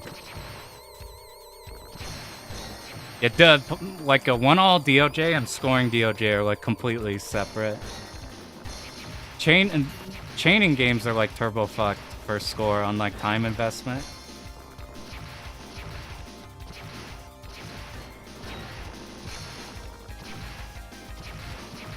I think if I did do a DDP game for scoring, it'd probably be Donpachi. That game has interesting routing in order to hit big chains. Because your chains are really, really short, and you can't extend them with laser. So you have to set up really small chains, kind of like Ketsui, in a way. Set up tiny chains. Maybe closer to like Esperade.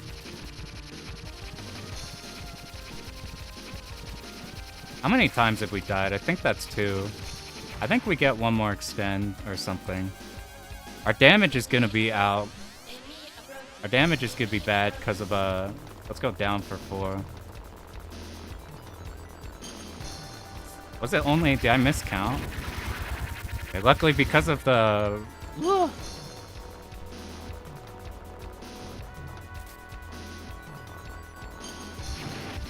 Dude, look how fast he dies on this ship. Just the moment you get to the bottom. Yeah, full stage chains are too scary to me. Game-long chains are like, I won't fuck with the score if it has a game-long chain. Like, I would play Guwange for survival. I want to try chaining that.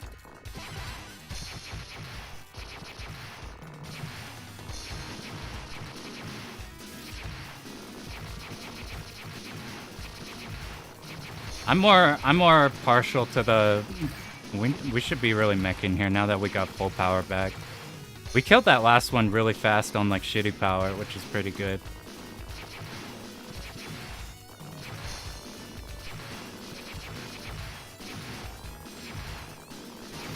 I can't ever remember which one we want. I think these are just gonna ram our mechs, so maybe we want fighters here. I've seen like a combination of both on this stage. I need to look too at like, I'm just out of curiosity how you keep your mechs alive. Your options, they take damage when they run into things. While the gunners could shoot like up and down, they ram things really easily.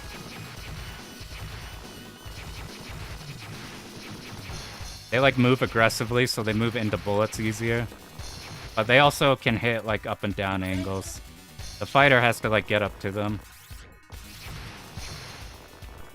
Why we use our special, because the samurai that like try to jump off and stab you, they leave their second piece behind and it moves backwards.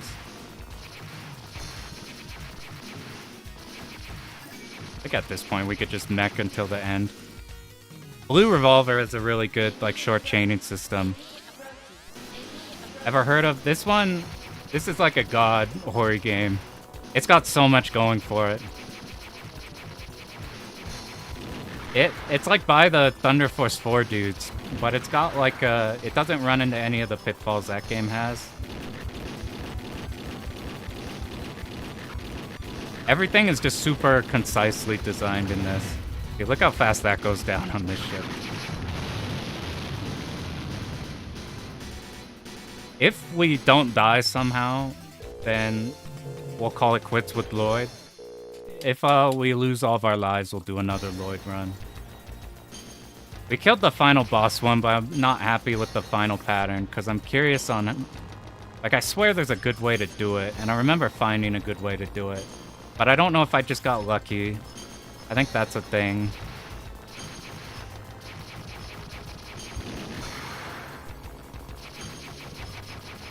We need this turret to go down.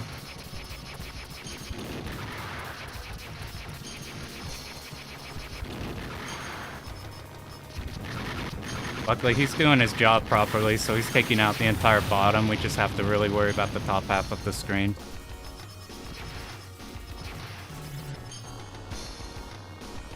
We'll help him out a little here, and now we want to just take care of the top. Well, we do have to worry about the Zakos teleporting in or any of the more tanky spheres that come by. There's nothing really we super have to worry about. The hand is just distracted attacking this thing. So the hand's always going to be lined up with him, and I'm pretty sure if we're here, the hand can't ever reach us. What I'm going to do on Final Boss, the main big score replay I saw, is just holding hard and back. We need to kill these. We don't want these to live into the next section. We'll get a few shots, but then they're fine. We're sitting up top here because right above where that big laser came out, we're getting a bunch of turrets that keep coming in. These shoot destructible bullets, so we kill those right away, but if they sneak by, they arc above the screen and then come back down. But we can't, at the top here, ever be killed by this laser. And we really are just looking at the Zakos. He's good enough at killing it on his own. It's nice he's actually, like, competent. So I'm not sure if this does damage or if it's, like, as soon as the boss fight, like, initiates, then it's, like, initiated. But just in case this does do damage, we're just gonna be getting in a bunch here.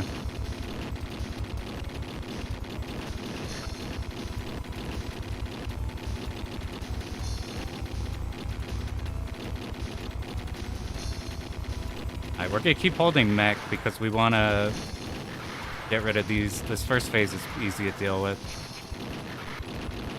I'm gonna keep holding mech until I see lasers.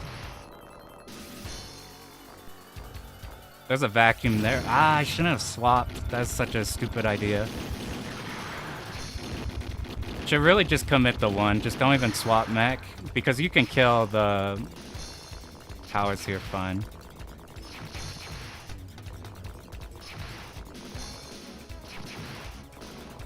Gotta remember not to hold backwards. This could be a problem. I'm gonna swap mech while it's safe. Alright, here's the actual fight. We'll start down.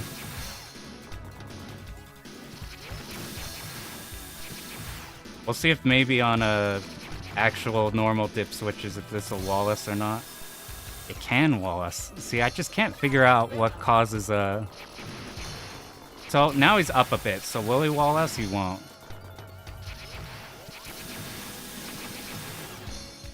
We probably need to just stay up high. Now will he... That's probably what you do. You probably just stay here, and then once he starts, now we go down.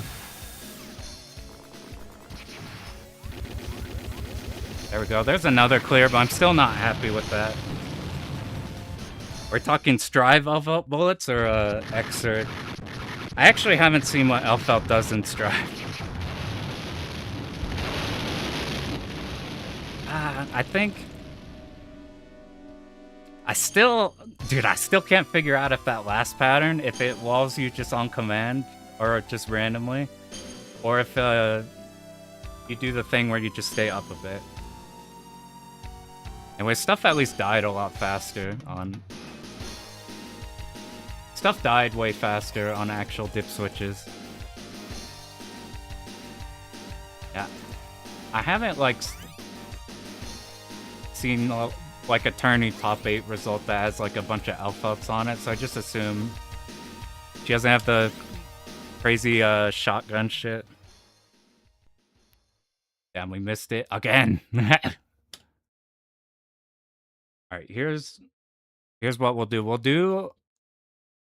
We'll do a Keith one, just for shits and giggles, and then we'll do final Lloyd one. Played Exert on launch. I didn't play seriously until Rev 2. Or, like, not even that seriously. I basically learned, like, one Ramlethal wall mix-up, and that was enough to just, like, jump H at people, and just far slash people. And then just run one wall mix-up. We'll try Keith once. Also, let me see before we start, actually. Since those dip switches were different, maybe the extends were also fucked.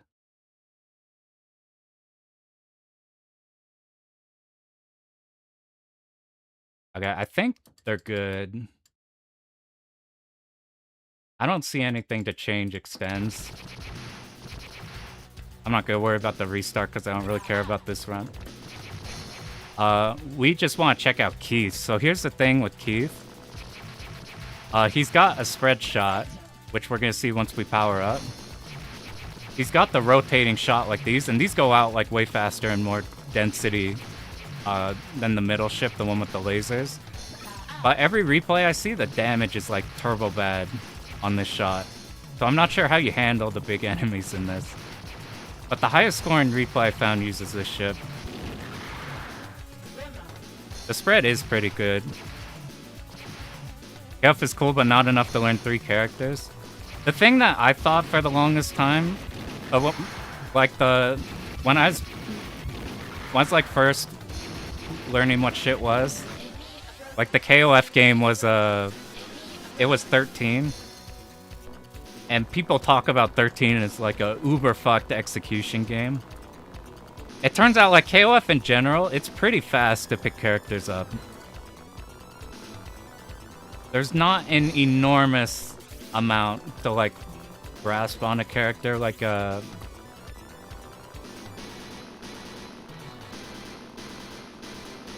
since the game flows so differently with how the movement and pressure works versus like a Street Fighter.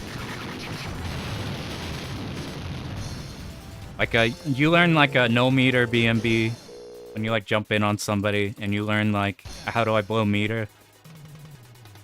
And then later on you could learn like on your anchor or whatever, like a kill combo. It's like shockingly not too bad. The newer ones are especially way less executionally crazy than like 13. The spread is pretty nice for all the Zako and everything. The replay I saw would just move forward with these because they shoot so frequently and like so dense, they're just gonna wipe these immediately. I assume this is the best at like getting the destruction bonus because of that. We'll try to stay still a bit so we keep building that because we're using it a bunch. The mech seems awful here. The mech is so good on Lloyd because you just melee all these and you don't run into things. Huh, that's doing a lot. Alright, let's go back. That'll be really funny if I end up liking this ship way more than Lisa. I don't think we ended up killing that. Oh, I don't even know if there's more power to get. We will do mech here just because we don't have to worry about ramming the walls. See, that problem happens with this ship. Lloyd, it like scatters out a much.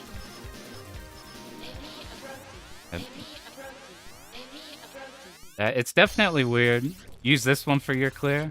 I might be more on board with this one than the disco laser ship. The switching on the fly is definitely a thing. We probably need to mech to at least kill this arm. Oh!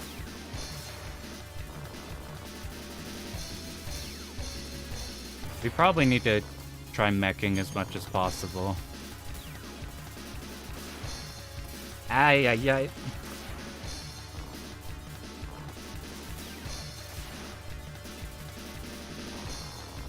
Yeah, that's not gonna be good for boss damage.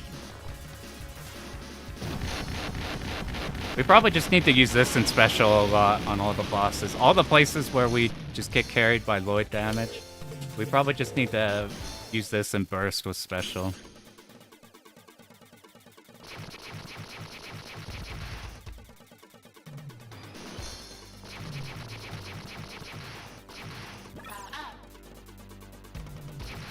I remember in the high score replay I saw, like, killing these enemies from behind took 100 years.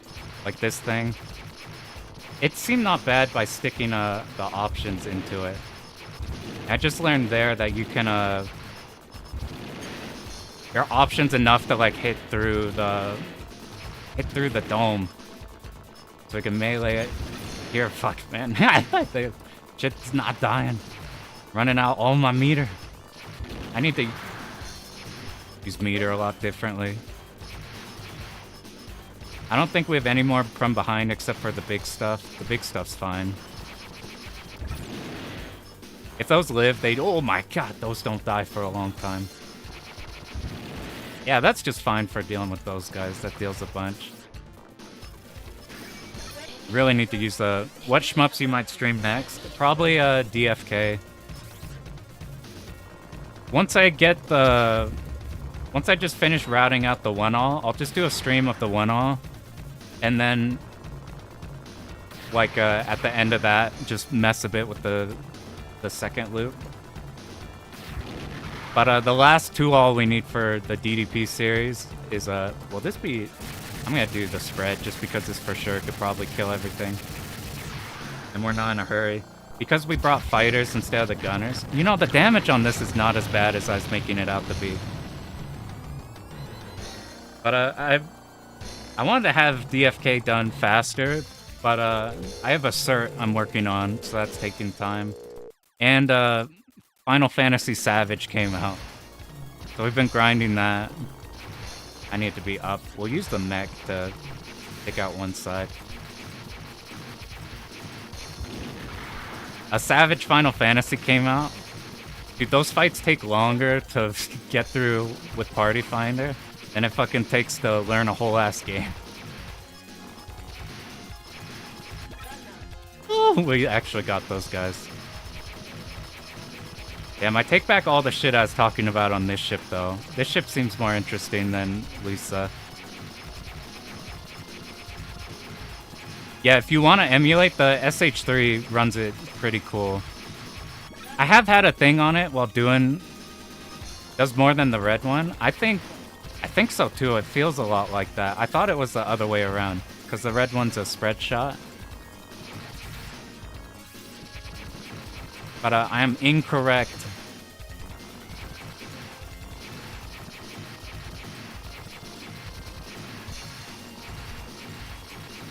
And you get the point-blank stuff with the full shot, too. I find this one more comfy, and the speed is still fast, like Lisa. This probably just shreds this section. Nope, it doesn't. Somehow Lloyd is good at that section. You'd figure Lloyd would be terrible at it. Probably, maybe I was supposed to go downwards. Maybe downwards is a lot better there. This time we only had 2. Maybe there's a rank aspect. I've never seen this before. What is that? I didn't know that could happen. Is it different per ship you do?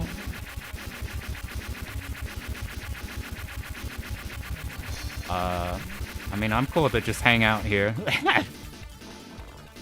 I will say this mech shot is really tiny. We want to start in the front so we can bait these and destroy their shots. Like, is it gonna do that shit again? Somehow I've just never seen that before.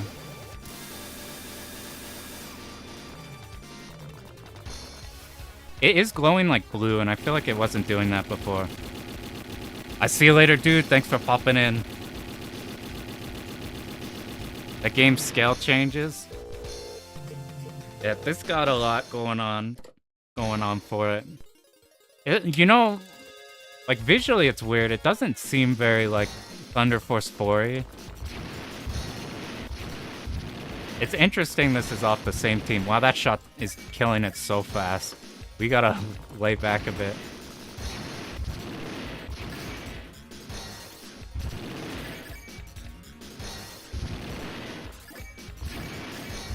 Oh my god, that does so much. Ah, you don't stop shooting immediately when you let go of shot. You have to be careful. I could have let that live for longer, but whatever. I should have popped that sooner, but we...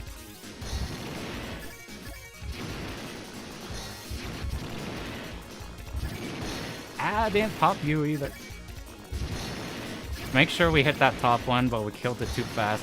Dude, I'm shocked. I wonder if this is a rank thing. A lot of times in these, like, when you die, even though you're powered down, the rank's down too. This happens in, like, Thundercross. Like, Thundercross, you die, you're back to nothing, but things die even with the normal shot.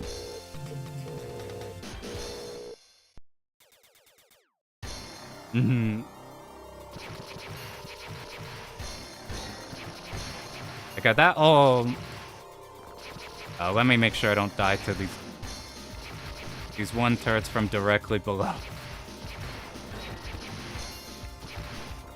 They're destructible bullets, but if they shoot from straight down, then they're a problem. Alright, let's see how you deal with... Holy shit, that does a lot. I'm way more sold on Keith than I thought I was. Alright, we're just gonna do the actual strat. The actual thing is you just do this.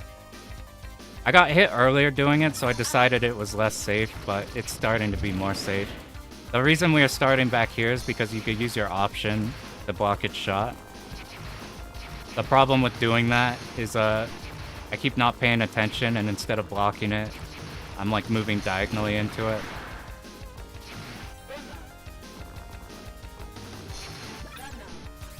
Let's see if you can take out these before...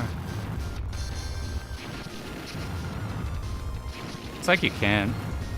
I don't know why I thought this was like the weakest damage. I think just looking at the replays... It's probably because I was looking at the highest scoring replay. And because they want to last longer on the bosses, they probably aren't doing as much as they could. I think that horizontal turret still lives, so that could bite us in the ass later.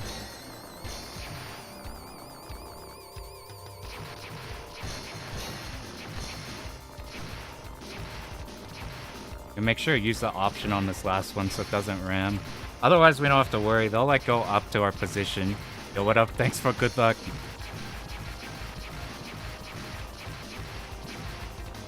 So far, we've gotten a couple clears on Lloyd, but I'm not happy with the runs. Because I still haven't figured out the last pattern. I'd probably just use this here. This might even be worth doing for these guys that snake up and down, like Medusa heads. Just because you got arc it like that. I'm curious how long this boss lasts. And I'm curious, have we gotten extends? I'm pretty sure you're supposed to get like 2 extends at some point. But our dip switches are like, we're turbo fucked earlier.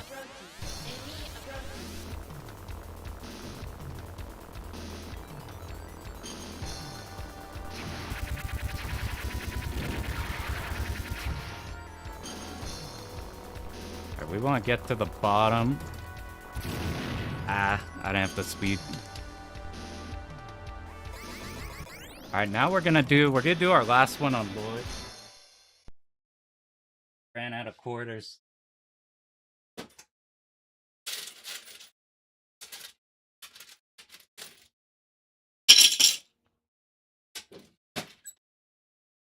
Also, I'm trying this mic for here, so you probably hear a lot of button sounds. I'm curious if they're bad or decent enough. Alright, we're doing a Lloyd one, except I'm gonna pay more attention to not dying on silly parts. So I want to get to the final. And I think I know how to deal with it.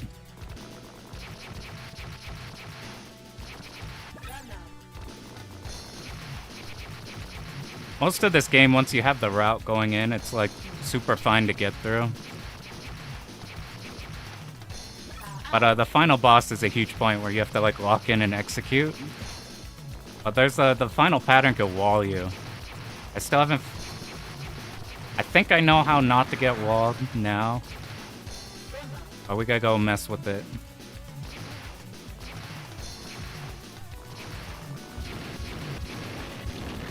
Yeah, I used to not care for, like... I used to not understand why people would put coin slots in their cabs. But the sound it makes as it goes down and then landing in the pile of other coins is too good. If you get, like, a proper-ass, like, coin acceptor... It has to go through, like, this whole Rube Goldberg machine to get processed. And it sounds sick as fuck.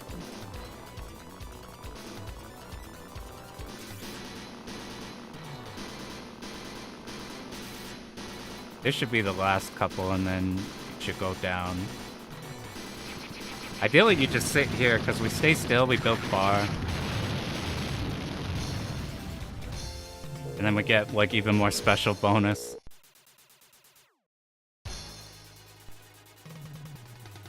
We start top up here.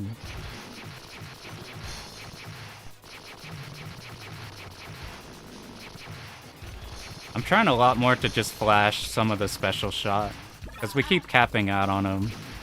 We don't need to overcap, we can just use these a lot to make everything a whole lot easier. Like, there's no reason not to dump them here, and they're extra safe as well.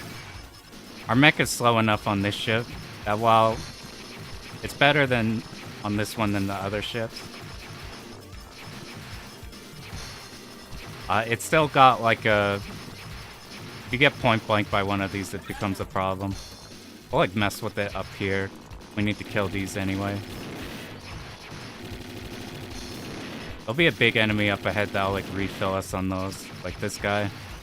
I think the move is to do this. You're like options getting rid of a lot of the shot. I probably should have made this rotate. I probably should have just flicked it. I don't know if one snuck by. We'll have to pay attention to the destruction bonus at the end. But be careful not to get blasted by one of these. This bottom one could shoot sometimes. Like that one. We have to be careful.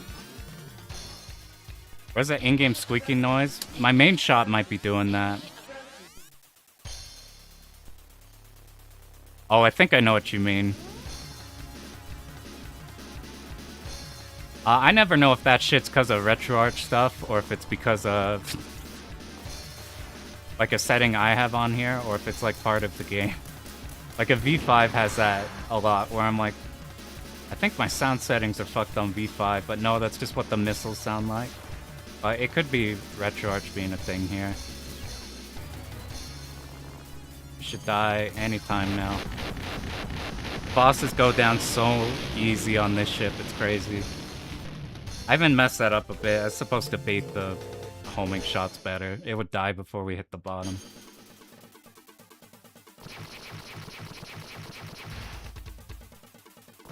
Let's see if we can actually get that. I didn't pay attention to the destruction bonus. I don't think I saw zeros. I think we got it.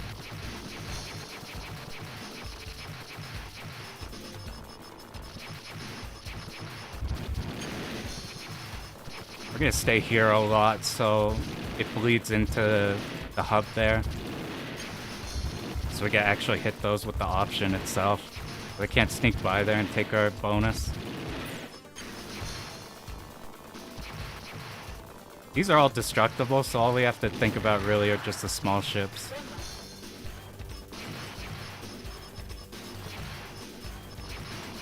I think we want fighters at this point. You get bonus for keeping your options alive. I don't know how to keep them alive very well. You could pick specific ones in the stage that'll die less. So like fighters here won't like ram themselves into the boss.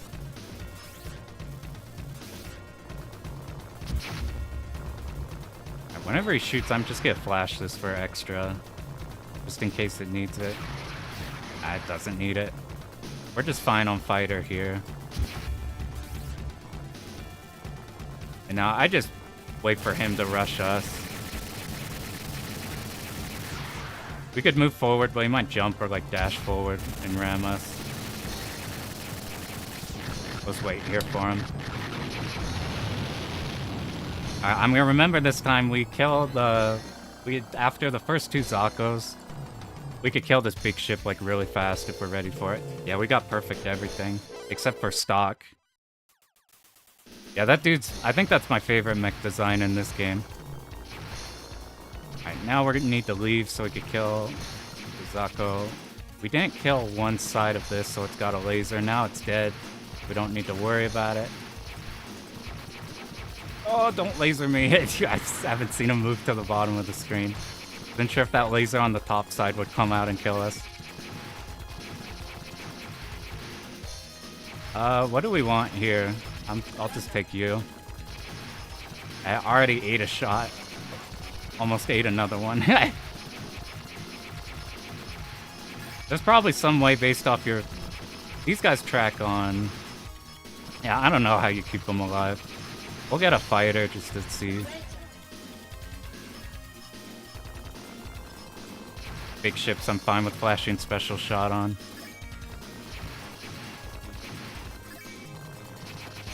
Alright, let's start here, hold it, keep tapping backwards. The physical options themselves cover us a lot. And then any remaining here we could use our main shot for. We let one go. So destruction bonus is out, so now we don't need to worry about that because we already failed it. Now we just don't die. God, I don't know what's causing that. I think... Just move aggressively. You know what? I'm doing another run. Let me get to... Alright, let me do that one more time, because I've never had that happen before, and now I've had it happen 3 times in a row. The only thing we've changed is I've turned the dip switch back from max to how it's supposed to be. I don't know if there's a slight difference or if I've just been getting lucky the whole time. So what I'm going to try here, instead of like shooting and then going down, I'm just going to hold. Like... So if I hold just down immediately, can we make a safe path forward? So the no-nonsense way is probably just doing this. No, that seems weird. If we wait, do we run into a problem? Let's see. So this is how we died before.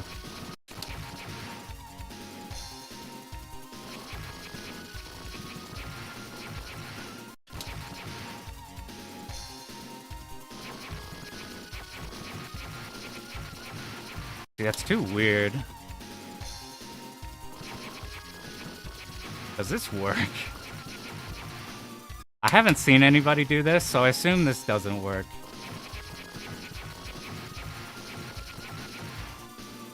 Does that work on all sides? That bullet's gonna hit us.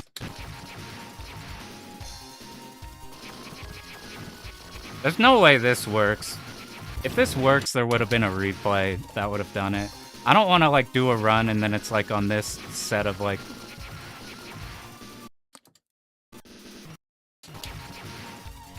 I need a way that doesn't look like it's gonna have a problem. Let's start in the back. Moving forward. This gives us the most room for if anything's weird. See how it opens up? Now let's try doing it slowly. You see how we got stuck on the side?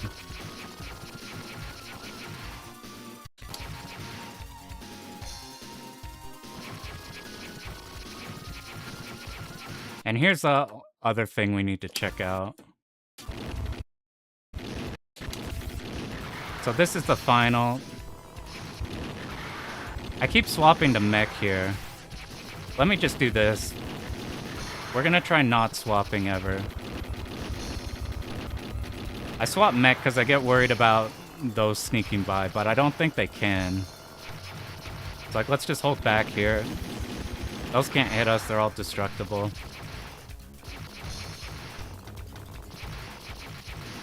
And then we need the... Let me just get this second.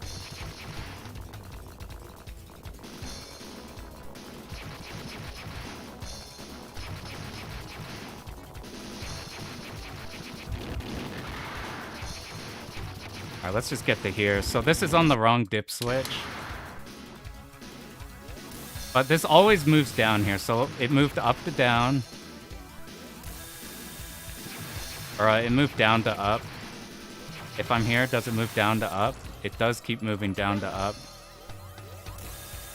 Down to up. Now we move down here. Will it just go straight down if I'm hugging hard corner? Will it always go down to up?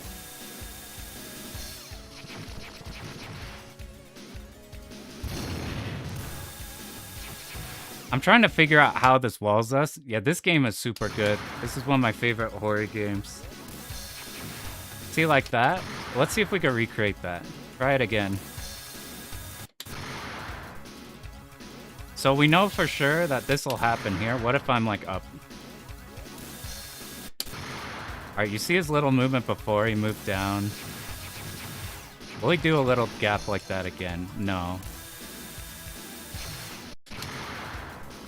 Everybody dodges his first one up here because of this.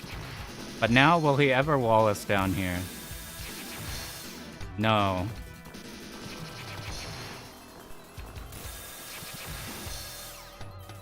That one didn't. So now he's pretty low. So he moved up. I'm trying to figure out what triggers him to wall us. Because this laser, it looks like we're safe at the bottom here, but it can move all the way down. And I can't figure out why. It's barely missing us. I'm trying to hold down or hold left to see if, like, that direction matters. What if I'm up a bit and now we move down? What if we're up here, now we move down? That one didn't wall us. This one's starting fairly low. That one didn't.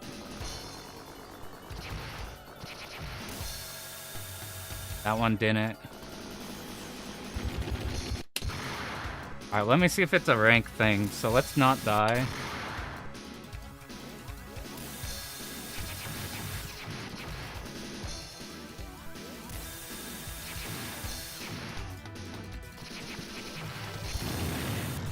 Alright, so it's doing the same thing. So now we need to move back. I'm gonna redo the boss and get another state for here. I don't know if we need to redo a stage or redo a run to have like different... I don't actually know how that shit works for like a different seed or whatever. But let's try getting back there. And then see if it does the same behavior. So this phase is done.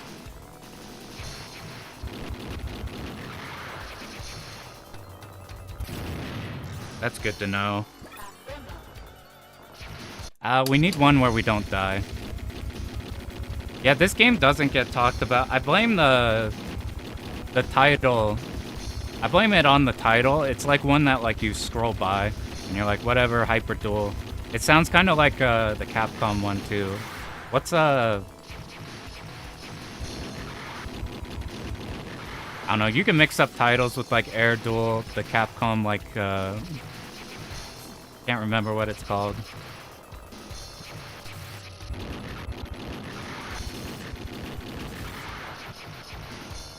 Maybe it's just safer here to just use mech. And then just wait for the lasers. We're just gonna do that.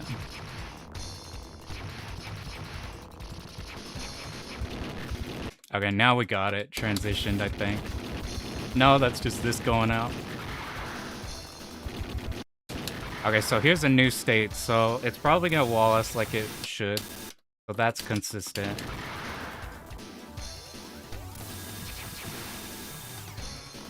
But now what about here?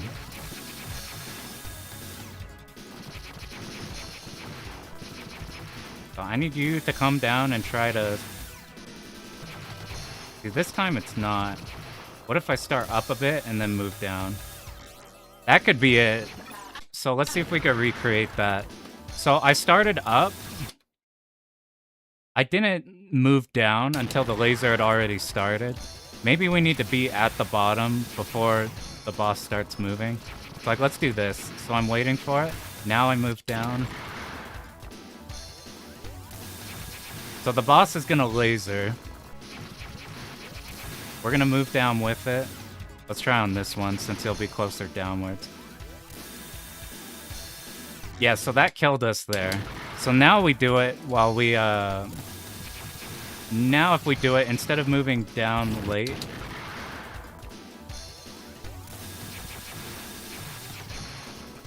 Let's try it when we're like...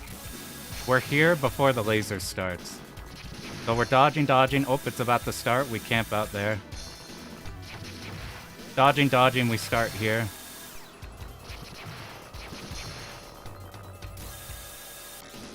I don't know if that one would have walled or not. We're up here for a bit. We go back down.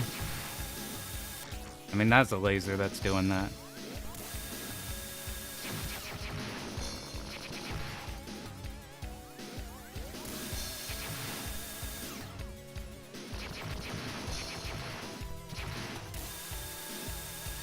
So that time it didn't. So I think what we do is we just commit to that, and then worst case scenario, we get tagged down there. Other thing. Last thing, I want to check this strategy, because this wasn't working for us.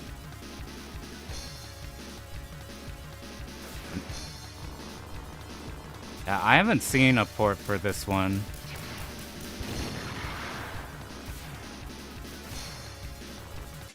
We'll just go in.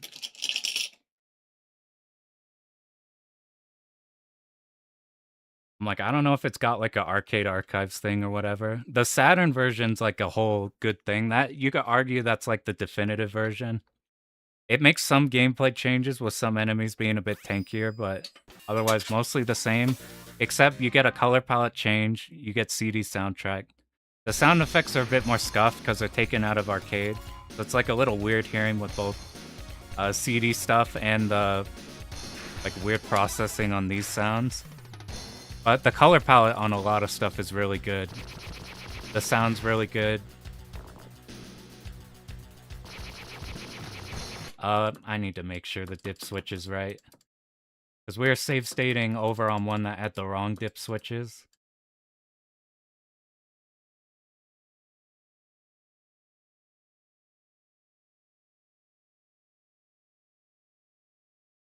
Let's just get out of there entirely, go back in. Should have the right dip switches. This will be the last run we do. We could do one more. We're going to see if we can figure out that last boss. So we've gotten a few clears on Lloyd so far. The first one was with the scuffed defaults. Because apparently RetroArch put you at like 5 life and on hardest. We swapped it back to like normal and 3 life.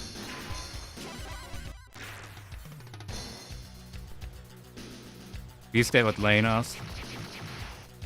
Yeah, I imagine this one is in that category of the like absurdly expensive import Saturn mech game. Who do we want? We want gunners.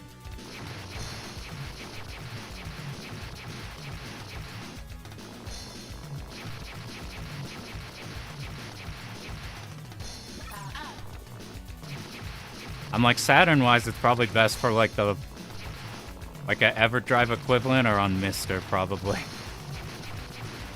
I need to try emulating Saturn one, but I feel like Saturn has like horrific input lag on everything in emulation.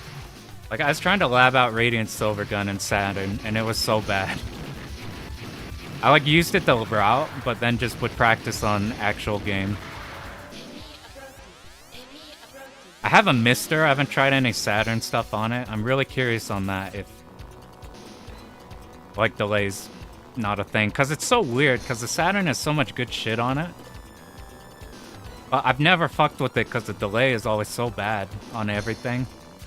So I'm not sure if it's just like that's just how emulation Saturn is, or if it's like no, Saturn is just in general like laggy. It is harder to emulate, people say, so I just assume that's why. We lost one of our gunners. I don't know anything about how that stuff works. It's just naturally laggy console. Yeah, I'm like, I need the run ahead equivalent for Saturn. You could technically chuck it in here and do run ahead, I think. Or I don't know if it supports it. Some stuff in RetroArch won't let you do run ahead on it.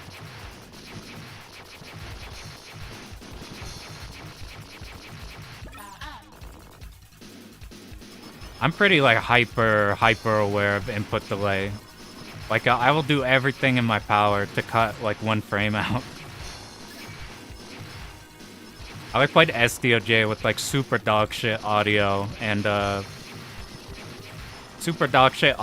really terrible slowdown, just to like make it very slightly more bearable. So like Hibachi's final wasn't impossible. I think as soon as you hear the explosion sound, we probably just go off to the next one.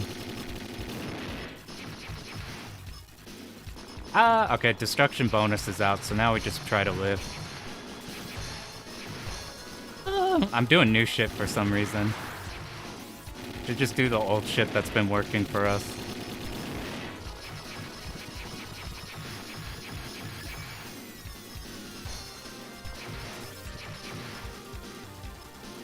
Oh, Saturn with 3 frame? I think 3 frame is fine though, like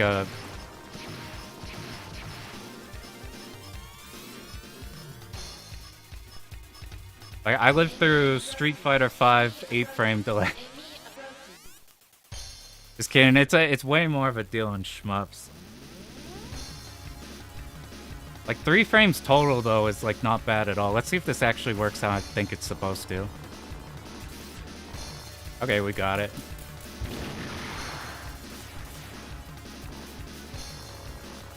We baited up top, less things shooting. We get a bunch here. We're just slowly moving down. We're in a position where literally all 3 things it could shoot at us with. Like, look how fast that shit died. Doing stage 3 and DFK Black Label. Yeah, I liked rank in that game. It's interesting, the rank discussions in that game, because some people like or dislike the rank in that game based on how, like, I think you either want rank to be something that's like a Garaga, where it's like a system thing you're constantly doing, versus like you have like manual control of the rank at all times. I like I meant to do special. I like both ways. I like the rank management in that game for survival purposes because you get to control exactly which sections you want at a certain difficulty, which I find cool.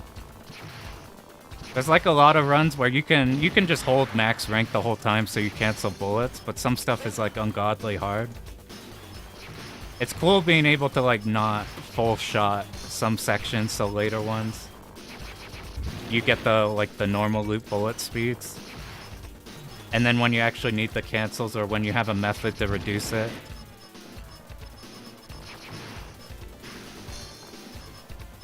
You know, I thought about eventually maybe messing with Strong in DFK Black Label because there's another Hibachi if you play Strong. But the problem is the requirement for that is so fucked. You have to no miss. You have to no miss up to Hibachi, including a Golden Disaster or whatever the first DLB's called. All right, get over here. He's gonna like rush forward, and now we get all of our damage. Yeah, it is nice having the bar to show where it's at. I like ports, like if you do like Darius Gaiden, the port, they show your rank at all times. Any like M2 thing with like a... You have like a rank thing like that. I forgot to move here. Our ship is so good, it's probably fine. I'm gonna try to dodge more bullets. I've noticed I haven't been dodging, I've been just kind of going along with the route and then just running into things.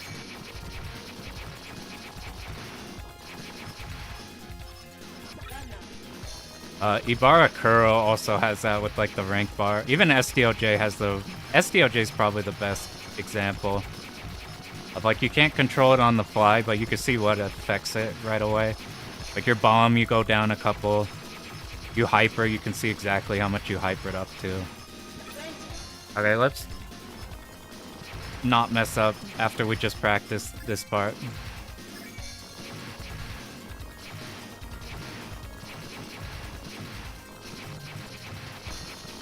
Just looking at the bottom, guys, to make sure we don't get shot by them.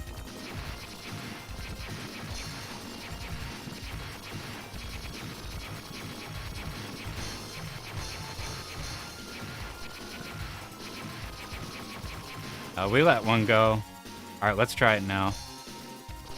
So we're gonna carve a path slowly forward. Yeah, that seems like the best way. The visibility's kind of mean because their option shots cause issues. Yeah, I love dynamic difficulty just because of like for survival purposes. I less care about when I'm looking at a route that I want to learn. I don't care too much for specifically like the difficulty of it. What I care mostly is like how unique it is. So like a survival route where you just kind of go through it and don't interact with things is like whatever. But a survival route where you go out of your way to like do things with the system to make it easier on you, to make things more consistent, is super interesting. So I've been looking at a metric fuck ton of Toho runs. Because I had the idea, after getting all the DDPs, what I want to do is I want to do every Toho on Lunatic. Starting with like 6, and then maybe doing the PC98s whenever. Yeah, exit hyper early in DFK is so powerful. It's a huge deal. Let's see if we can actually do this section for once. Stop shooting.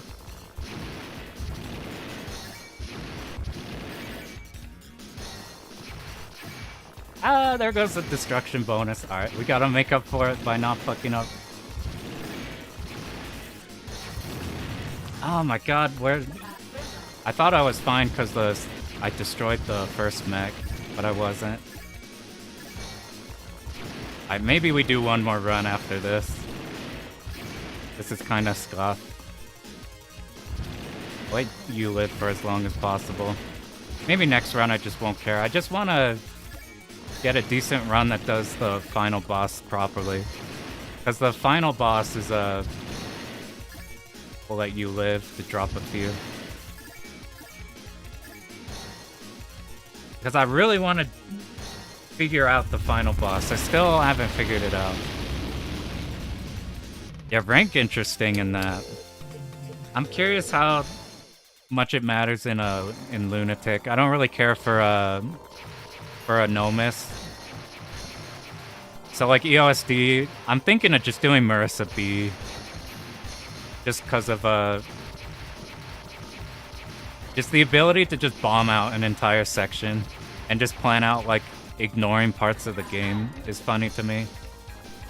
But the runs I'm really interested in, Toho-wise, are basically everything 10 and onwards. There's some completely fucking busted like way to break everything in like all of them. That's super funny.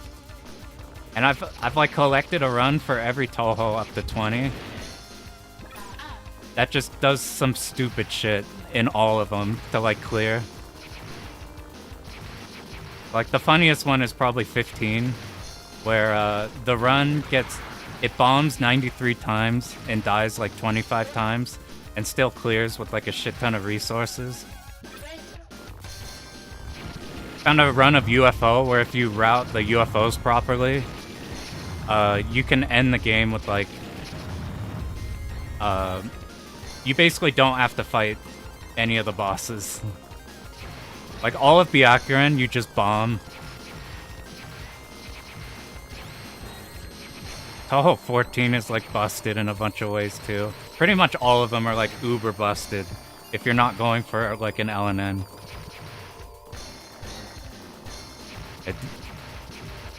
Yeah, I remember the cave phone ports. Like, that was my first time trying Mushi because all the emulation was bad. And I didn't have like 360.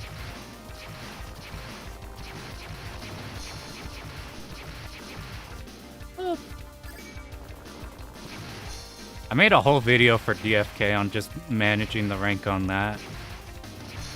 Just like most spots in the game, you can not drive up the rank, and then on specific ones you can. And then you can plummet it when it would be terrifying.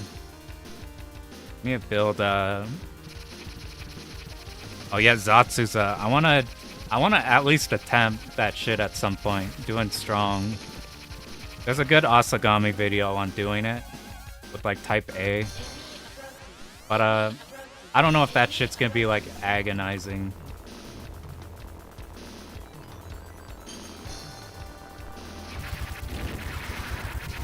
Let's move back. Because the requirement to hit Zatsuza or whatever his name is so brutal. It's so brutal. You have to no-miss everything, including the first TLB. I'm like, if it was just no-miss to the TLBs, that would be super fine. But because you have to... Where are we? We're here. Because you have to no-miss the first TLB, you have to go in with the like right amount of resources for because like it lives long enough, you just can't dodge it. You have to out-resource it.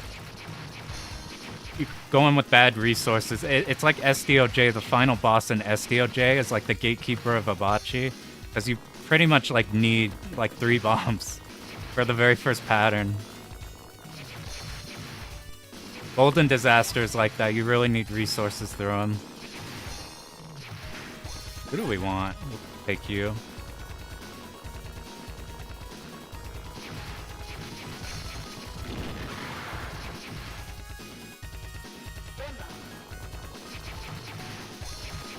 Okay, we have a lot of bar.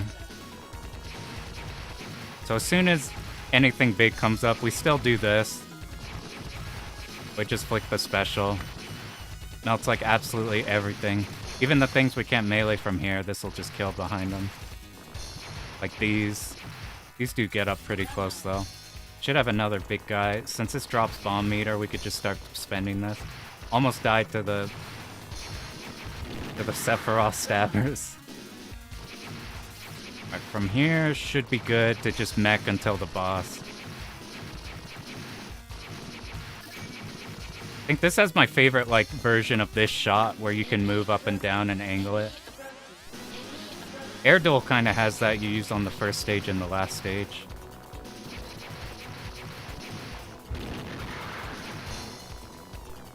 Air Duel's interesting. I think nobody gives a shit about that game, but that's one of the first games I ever saw on MAME when I was like 8 years old with like uber early MAME.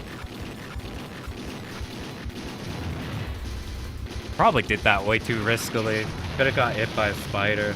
Ideally, you just keep tapping. Air Duel's your jam? I found another one. I found somebody else who's ever even heard of the game. Oh, the atmosphere in that game's turbo good. I guess we're on the last stage.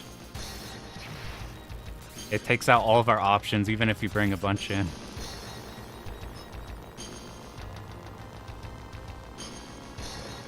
As soon as these turrets come in,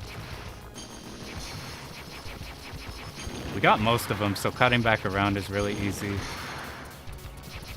I keep saying this every time just in case somebody showing up late, but your buddy here who's the stage 4 boss, He can't die even though he takes hit stun, and he's actually like shockingly reliable at dealing with the Zako and the bottom pieces. So we can just let him deal with all that shit. And we either clean up everything on the top half, or just be shooting at the like top pieces. I do worry about that ball on the bottom, so we use special shot to kill that.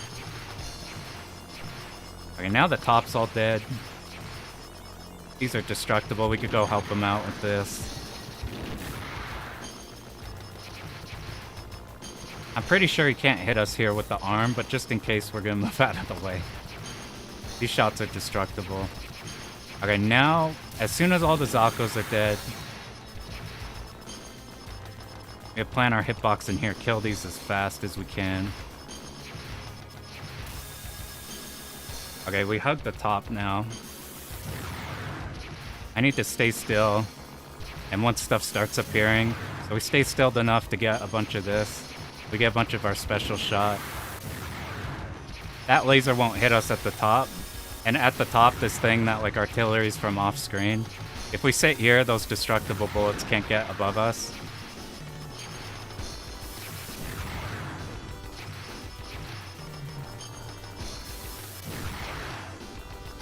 If you haven't seen us get here yet, this part's probably the coolest part of the game. This has a lot of really good set pieces.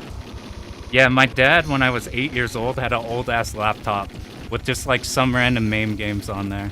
So, like, some, like, Air Duel, Garaga, and, like, Sonic Wings 1. I have memories of.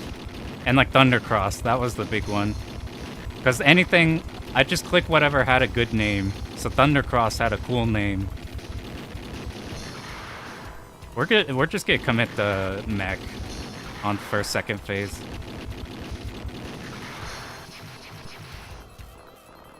And now once we have to do dodges here, usually they track you, but because of probably the angle, they all went horizontally instead of at us at an angle. This is dangerous because we have to face down. We swap mech in between its shots so it didn't try to kill us like it has on the other runs, like in between us switching. Now we need to wait for him to go and then move down. I've moved a bit bad there. I could have gotten tagged. Alright. Stay up top. Now, as soon as he starts charging, we hug the bottom. I had to move up a bit, so I got a bit scared. We need to move up a bit here too, just to hit him with our main shot.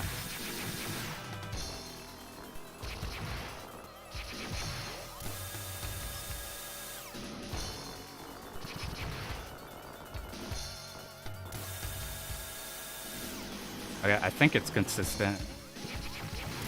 Uh-oh, that could have killed us. I needed to be down more. Ah, see, I just don't know.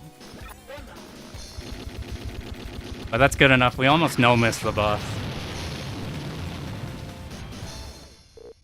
Hyper Duel, because you got the two forms. That'd be a cool play on words. I don't know what the... Here, that dude helped us out. He, like, betrayed him, and then he got his ass beat by him after. Like, he died with them. I'm like, damn. You had your redemption arc for, like, a minute. So, we still don't know what to do on the last boss, but at least that's enough to get you to where you can probably do a lot of damage until you get walled. I still can't figure out how to not get walled. Maybe you just get walled because a lot of replays you just get tagged on. Yeah, look at all these names. They're pretty good. Yours. Tam, that's probably a SNK player. Directed by all the Zakos. Nincompoop. And you. Not the other guy watching. You specifically. There we go, Technosoft. When I learned this game, I didn't know this was the Thunder Force people.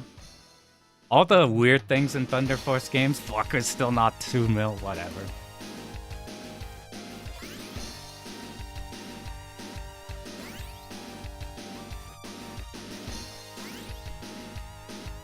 We'll do pan with exclamation points.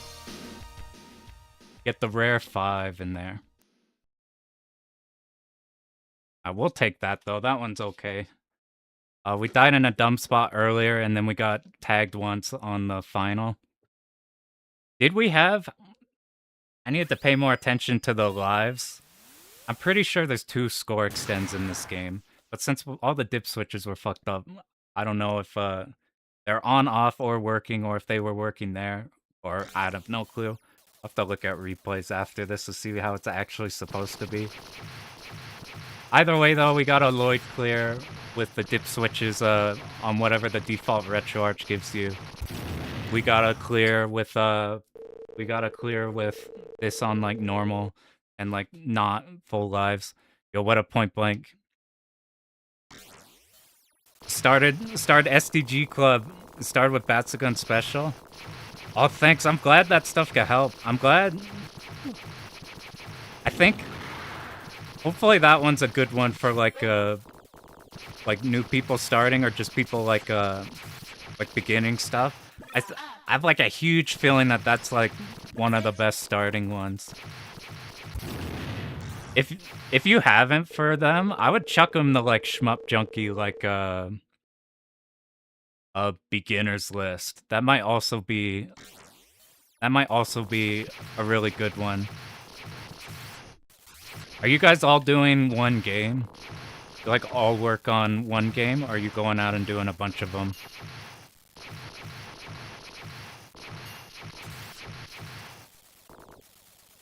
I'm gonna try to open up another replay to see if I'm gonna show us another replay just to check if our settings are right. Here's one from Fuku-chan, I think. Is this Fuku-chan? This is. 1 game a month. Figured out how to sync replays? That's sick. Have them all side by side's a cool idea.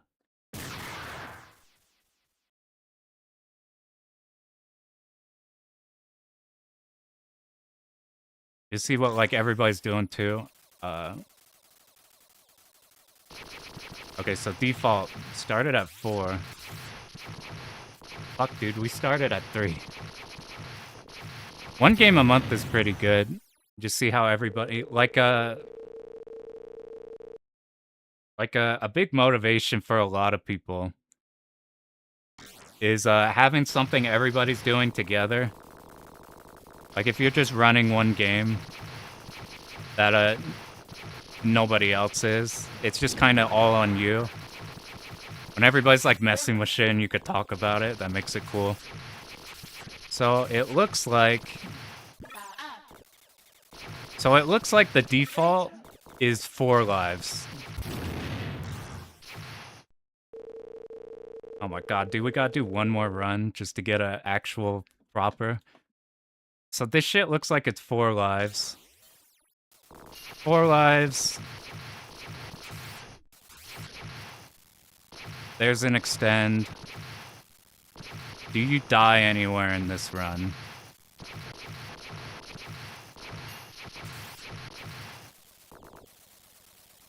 There's another extend. Okay, now let me look at... We'll see if YouTube lets me look at...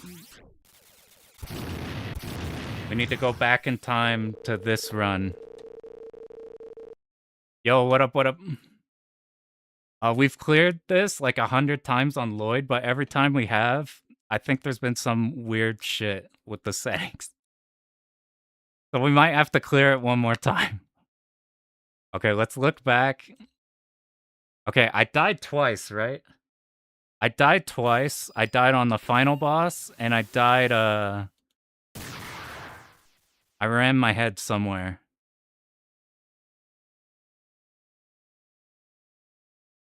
Okay, so we started off the run with 3 lives. I got an extend. I died somewhere.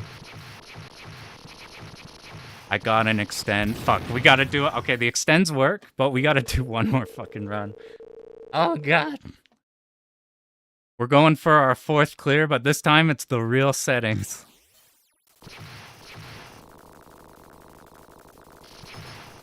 You guys can't see. If you saw that message over here, that was me toggling on the invuln. I'm just gonna pretend like I'm doing crazy dodges. Alright, we're doing it one more time, except this time, we need to give ourselves one more life.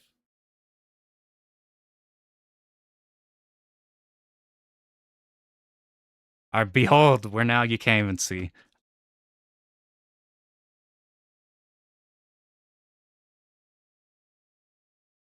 I appreciate you popping in. Thanks for sharing that. I'm glad it could help a bit. You'll have to let me know if everybody, they get the clear in. Tell them to also spend bombs. I made that video like fairly bombless.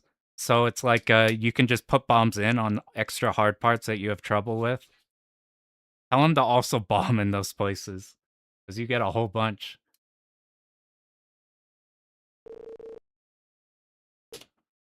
Alright, we... Final run. We've gotten 3 clears with wrong settings. We're now back to the correct setting. Now we're on normal and 4 lives. Keith, I went into the stream thinking he was shit. He's actually pretty good. Lisa's the most popular character, and I think she's my least favorite. I don't like her damage output, but she's good at tagging Zako. This guy does the most damage. Most of this you have to like swap mech to do damage on, but this guy's main shot combined with the finally correct settings. I think we want 2 gunners. This special shot is just unbelievably strong. Like you could just flash it for a second, it just melts every big enemy. To the point where the other ships, it feels like you need to use your robot a lot. Like that. Which could be spooky because you usually move slower. At least this robot moves slower. The other ones seem like they had better movement. You do have a bigger hitbox in your mech. If you're better at routing, you could kill all these before they could shoot.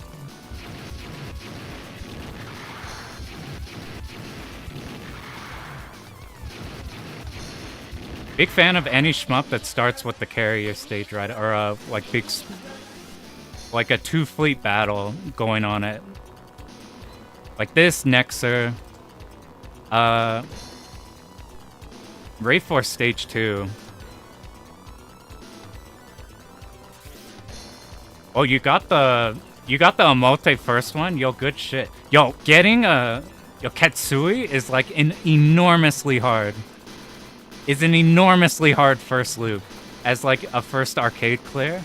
You getting the Emote entrance also is like even more so. So good shit on that. Like that shit is no joke. Tetsui's already like turbo hard game. I'm like, if you could do that, you could just pick whatever game you want to do from now.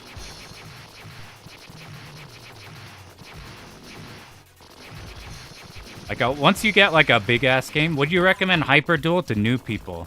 I think I would, because this game is in the category where it's like, it's not like free at all.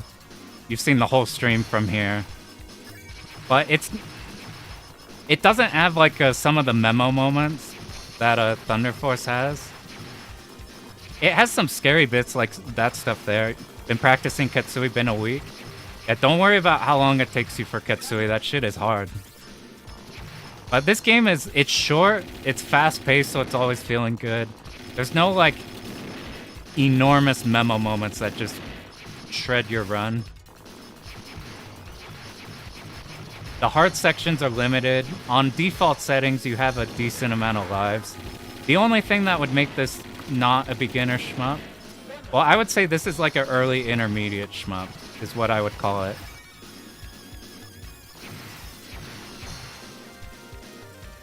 I'd call it like beginning of intermediate.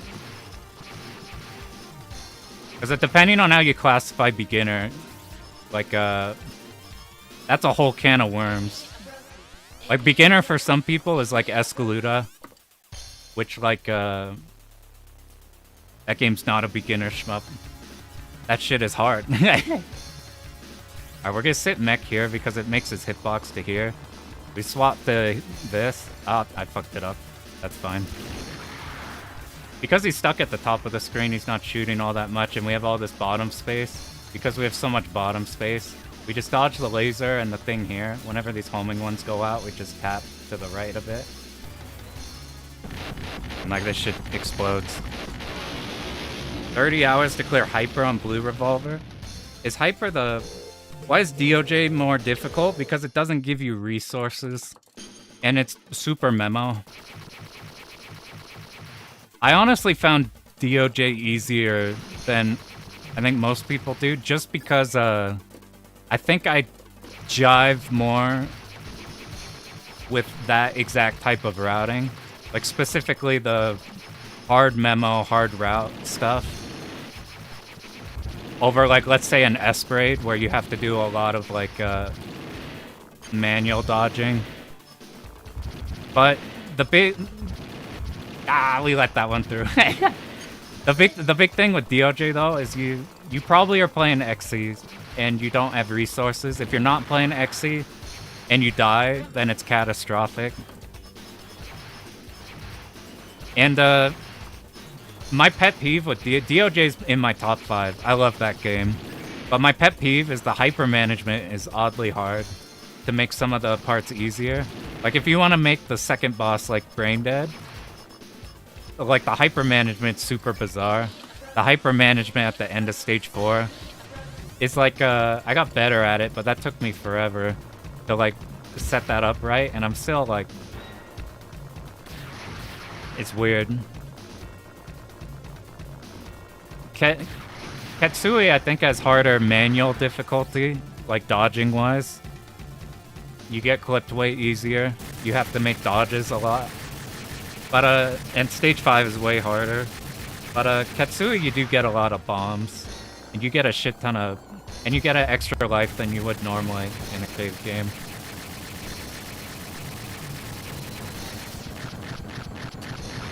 I'm glad this guy just works.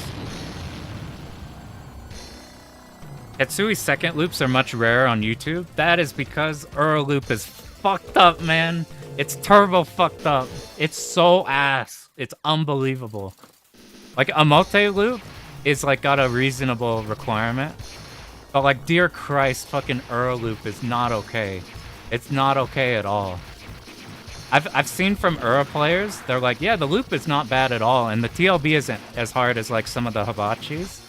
But, like, good Christ, the requirement to get into the loop is insane. It's unbelievable. You have to no-miss, like, the hardest cave stage in a, like, one loop. And score hella good, too. You see all the... I've seen, like, good players be like, yeah, I'll get, like, one entrance a week or some shit. Or like, oh, we got 2 entrances this week of weeks of grinding. That shit horrifies me. Good God. I'm like, I will never tempt just because of how agonizing that sounds. Like, the requirement in DFK is way more manageable. You can get hit twice, and it's DFK 1.5, so the first loop is easier than... Whew. And there's, like, fairly consistent ways to get around. Need to kill you. Oh, we missed it. This is gonna be a worse score, but whatever.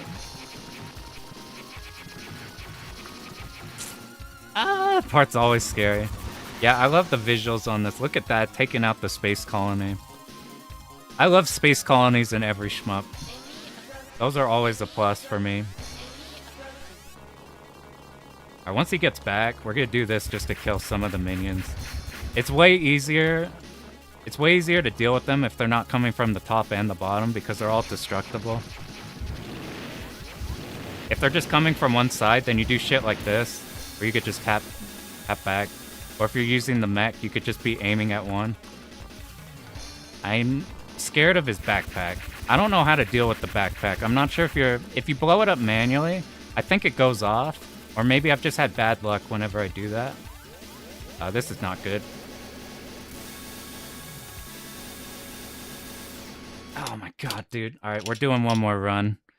I knew that was... I remembered that you weren't supposed to mech there, and I couldn't remember why. And then I forgot that the... Thanks a bunch for popping in, dude. I appreciate it.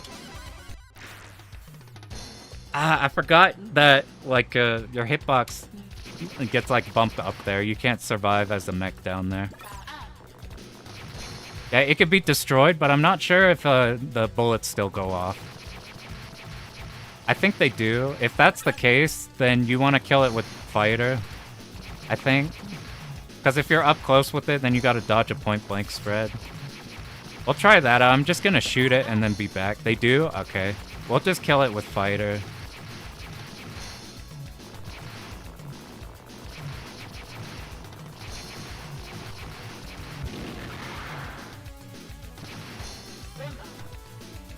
I'm not trying to go for a no miss, but I really want to as many lives for the last boss, because I want to, like, see if we could get him to work properly. I did see a safe spot in the replay. Instead of circling a random like we're gonna do, I think you can hide, like, top left, and he won't be able to hit you. So, like, whenever he comes up here...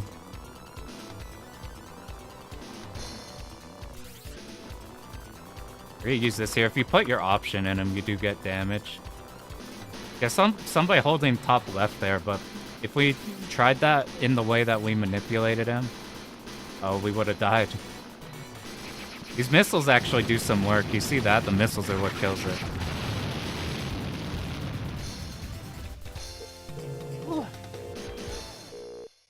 What's new, Pixie? I'm not aware.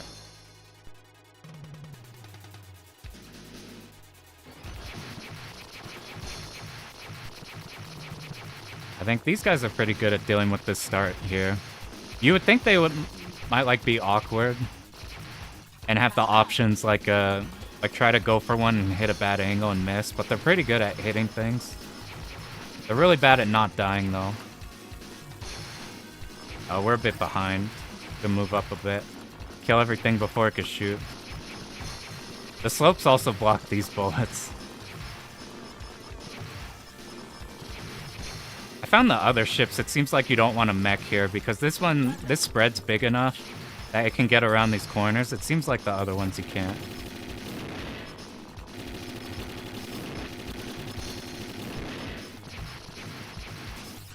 Alright, let's try to... This is the hardest part of this one just because you gotta do a bit of dodging. But you get all the slow down there. That it's fine.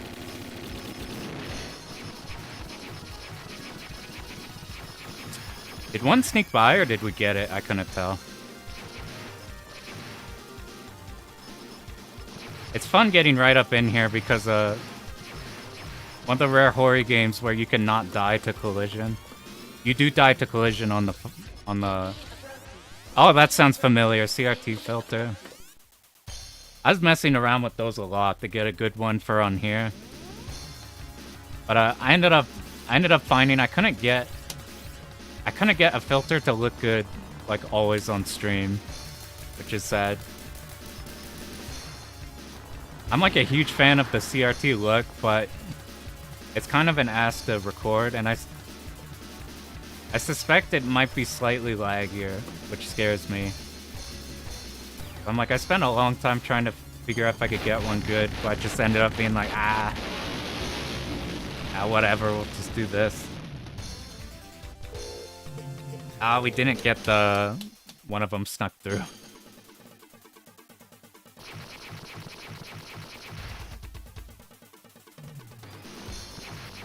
I've always wanted to see what a CRT filter would be like on 4K. I got a 2K screen in here.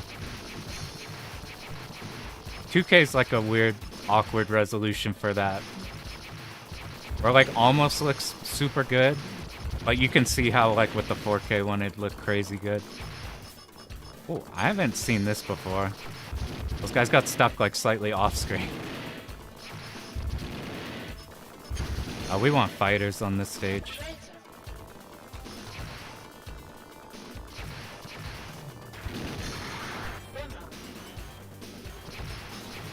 Weird quirk with this game for anybody who just came in. If you stand still, you build your special meter. For using the attacks like this. You do build a bit of score too. That like ticks up. Like any spot you could stand still's good. You'd think it'd be a real problem in this game, but it turns out that the game's paced really, really fast. So there's rarely spots where you could just hang out. This is like one of the spots where you actually can. With this ship, you could kill these before they come in from the bazooka. This is probably the easiest boss. Even when he's done, this melee covers everything he could shoot at us. We had one run earlier where he got back turned. He was like shooting towards the right side. It's super bizarre. You know, I never noticed it, but our missiles are still going out. So we're still getting like a minor amount of range damage here. The missiles are actually not the worst. Let's see if we got destruction bonus here. That would be... We did. And we had 2 in stock. He does that sometimes. That's the first time I saw that. Oh, we need to be... Yeah, I haven't run into that one before. That's pretty funny. I'm just gonna keep holding this so we kill the Stockel up top. If you flick your option and your specials and then keep doing that, you'll only get the forward one over and over again. You have like tight control on where those are being planted. Or if you hold it, they rotate, but then some might get stuck up top. Reminds me of the special weapons in like Thundercross, specifically like 1 with using the flamethrower. Like resource managing like that, except you don't like kneecap yourself by picking up flamethrower and having like a worse shot. Try fighter there.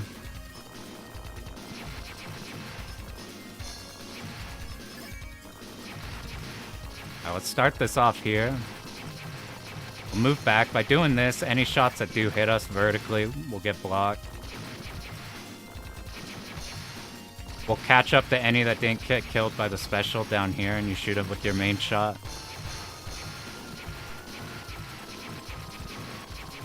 Did I do this late? See, even the shot that did look a bit scary was fine. Tap slowly. I don't think we got them all, but whatever. We're low on power. Could build up a little bit of it. I'm gonna try to kill the backpack.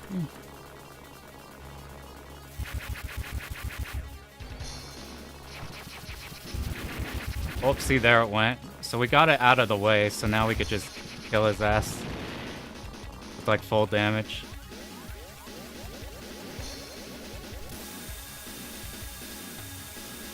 I want to say that's the most damage. Look, he's already flashing. We might kill him before he gets his second set of buddies. Ah, there they are. We need to be careful. We'll start down here and then tap back, so all the destructible bullets can't hit us. There we go.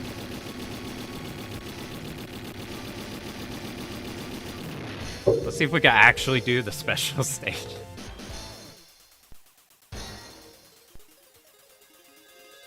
We need to uncap each of the top of these boxes as early as we can and not kill him.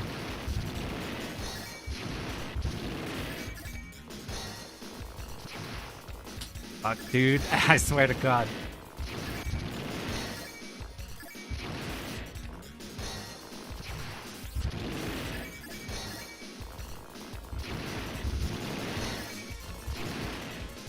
I'd have to learn the like serious scoring strategies for this, because this was just one I was messing with. I'm like, this kind of works. Maybe we ignore the middle one. Like, we uncap you. Just pick those up and then kill you right away. I don't know, this'll just work for now. I didn't uncap this one. We're also letting a lot of them go off screen, but I don't know how to get all of them. There goes another one. We do have more points right now.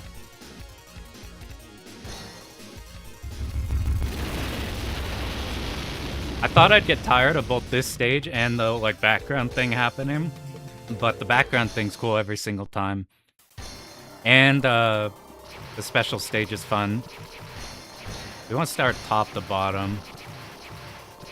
Go top to bottom. The only thing we have to worry about are the ones from behind us. Just make sure not to run into those and we're fine. Homing missile's oddly good here. Okay, here's what we're doing. We're just going back to this shit.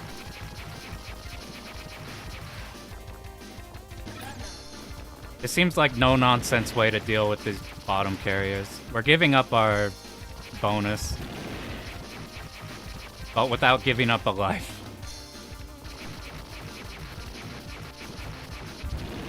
Yeah, this seems just like the most brain-dead movement you can do to try not to die here. I don't want to use... I gotta use special on this guy. I keep forgetting the boats come in, so we're waiting for another one. We could use our option to block the shot, but we probably should just be dodging it. We got to these a bit late. Let's see if they shoot. I got off the singular one. They could shoot a bunch of these. But mech's good enough to delete them. You got always like this. This is satisfying to sneak in. If we're lucky, we could kill this before it gets off screen. We ain't go up there enough though. From this point, we just stay on this left line.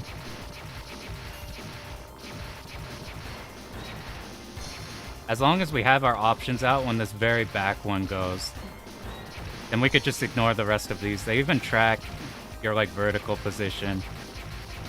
So it's like you don't even have to chase them or move up and down.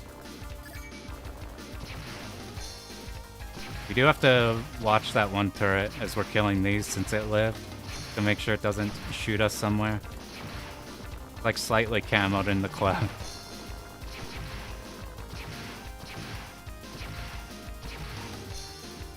Have we died somewhere? We haven't gotten an extend.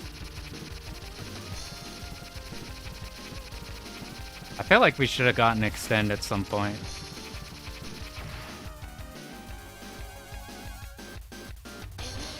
Alright, let's actually do this right. 3, 4, out we go. 1, 2. We have to kill the Addy spawns. That's like the biggest thing here. And now we can macro everything. I don't fuck it up. It should have died by the time we got there. I think I didn't use my special shot fast enough. And we should have had an extend at this point. There's 2 extends you could get. I didn't see a dip switch for extends. I don't know if there's like a service menu in game.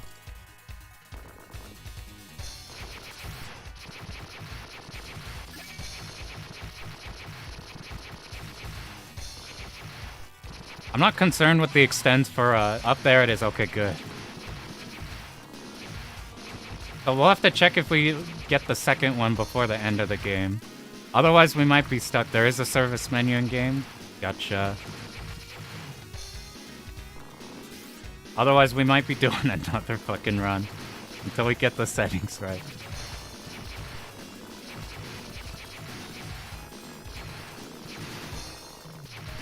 I should have been holding mech for most of that, so we didn't have to do any dodges. Here you want to be fighter, just to fling the special shot like this. That's far enough away. I felt comfy doing mech, killing the exploding bullet thing. I'll take a gunner.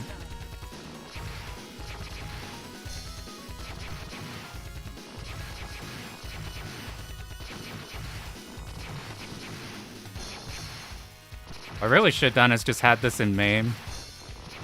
First at 500k, second at... And I think I do have it off, because they're supposed to start with 4 and then get 2. We're at 5 right now. All's well that ends well, though, if we hit the second one before the end of the game. Otherwise, we're kneecapping our points.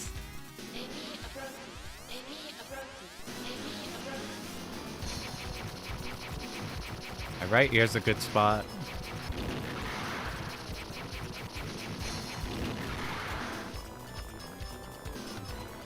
just waiting for the spiders to actually start shooting, and now we can move.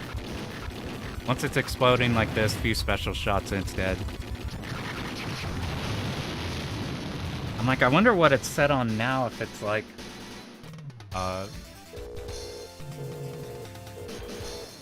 Did we die? Maybe, did we die in this run? We might have died somewhere. And then this would be totally fine. Final boss would give you enough. I'm trying to... I'm like, stage 1, obviously not die on. Stage 2, not die on.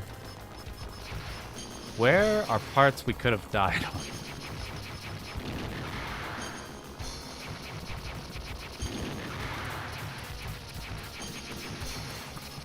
I can't...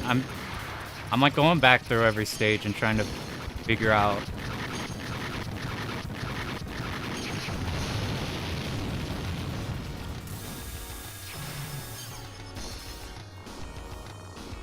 I'm not sure if we like sit like this if we're getting even more damage, or if like just hitting like a bit of it is fine. God bless that like the hand there, those are destructible, otherwise this part would be significantly harder. Now instead we just worry about Zakos, which is not a big deal.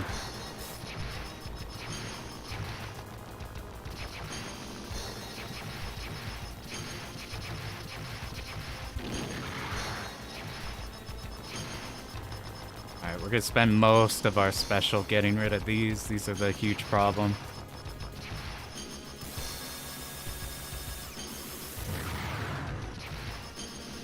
I do want to not use my special as much as I can here. Once these pop up, I will. But the rest of the time, I'm just sitting here so we build up our gauge. He's doing a pretty good job at taking out all the minions. Except he's up here now. I need you back down there.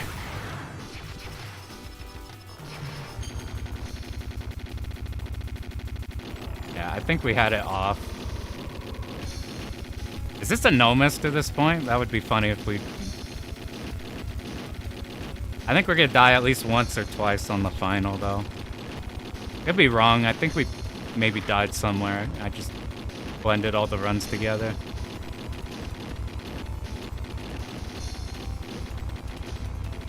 We're gonna stick mech most of first and second phase.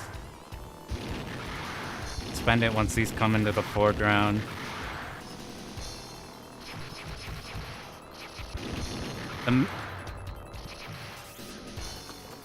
Oh, that's a hard variation of that. We had like weird angles on that instead of them all going like somewhat similarly.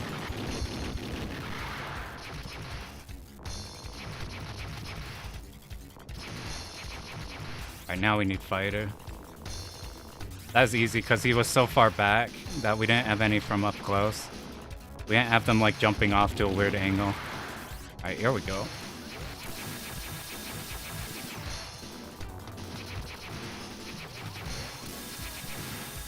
Don't wall me, I beg.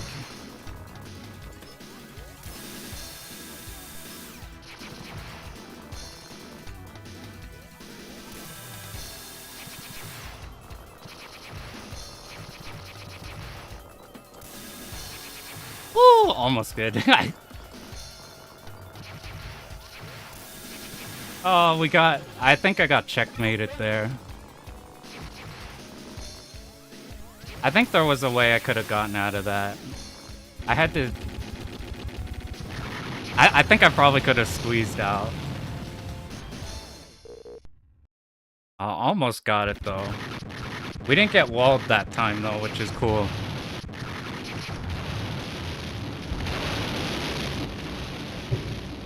Alright, I think either we died earlier and, fucked that up. Oh, thanks. We either died earlier and I just forgot, or we had the extends wrong, but I'm like, whatever, we'll just do it, we'll just stop there for those runs. I'm like, that one's decent enough of a run. I don't know if you get like a life bonus. You probably don't, actually. Maybe you don't. Because the highest scoring replay they have on the shmup wiki They like die a lot. They like die everywhere. I haven't figured out if like you die for rank or if you die, you don't get like your meter back in the parts where they died. Oh, thank you.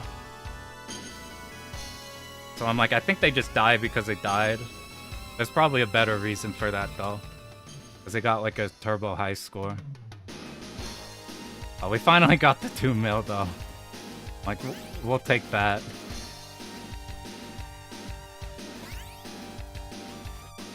Enough Hyper Duel for one day. This game's really good. We did so many runs and it's still fine because it's like a 20-minute game. Super fast paced, every stage is different and cool.